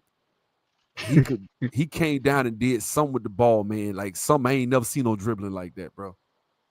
That nigga nasty. Dude could handle the ball like with the best. That's why my thing is you got to understand all these are guys that came out around the same time. Stephon, you got Steve Francis, you got Nick Van Exel, you got go look at Nick Van Exel's passes. Look how he passed the ball. Oh yeah, he was clean. Because that's what I'm saying. I'm like, bro, y'all act like these dudes. They not like these guys, but I'm not saying they're trash, but it ain't just finna be no situation where y'all just destroying your boy like that. You're not just finna destroy these guys from the 80s and from the 90s. And I think Isaiah Thomas is ball handling from what I'm hearing. Because they say, and you can look this up, they say Isaiah Thomas, when he was with the Knicks, now Isaiah Thomas, what, about 47, 48 at the time? They say he was schooling niggas. I heard that story. He got out there with prime Stephon. You know, Stephon was averaging 20-something. And they say he was killing them. Ran off. They say Isaiah ran off like 10 straight on him. 10 straight. Whop, whop, whop, whop. 10 straight. 10 buckets. He's like, yeah, man, this is what I'd do if I was playing. I would just, it's levels to this shit. Man. Yeah. I be telling folks, it's levels to the game, man. And that's why I got Isaiah number 2 at point guard. I'm sorry, I don't put Steph over him as a point. I don't put Steph over him as a point guard. I don't. Steph is almost in a separate category. You have to put Steph in his own category. Bro. Yeah, but you talking about combo, guard? Yeah, pure ain't point guard. Yeah. I heard that story. I forgot who I heard that story from, but we were talking. I heard that story before. I said, God damn, that nigga cold. That nigga 48 just killing niggas in their prime. Oh, that's probably where I heard it Jordan from. did it. Jordan did that. Jordan, they say Jordan got your boy. Jordan got Steven Jackson. Steven Jackson lied. He really took the best of me. Man, Nahara was like, man. He said, man, it was crazy, man. Jordan ran off said, man, Jordan destroyed him. Out of shape. Like Steven Jackson, you wasn't holding your own against no Michael Jordan, bro. Stop it. They said that nigga Kobe used to play 2-on-1. Nigga cold, yo. 2-on-1 with NBA players, bro, in practice. You know he was on a championship team doing this shit. I can see it. Yeah, that nigga was insane, bro. I can see You know it, how bro. how great NBA players are. 2-on-1 is insane. Yeah. Let me go, man. I'm That's- going upstairs, man. God bless, bro. All right, man. Appreciate you coming up, man. Y'all go subscribe to Sub-Zero's channels. Both of his channels is the links in the description. Well, not description, the chat. Go ahead and subscribe, man. Y'all thank y'all for coming through. The people who are still watching. I know it's late, but y'all take it easy, man. Peace.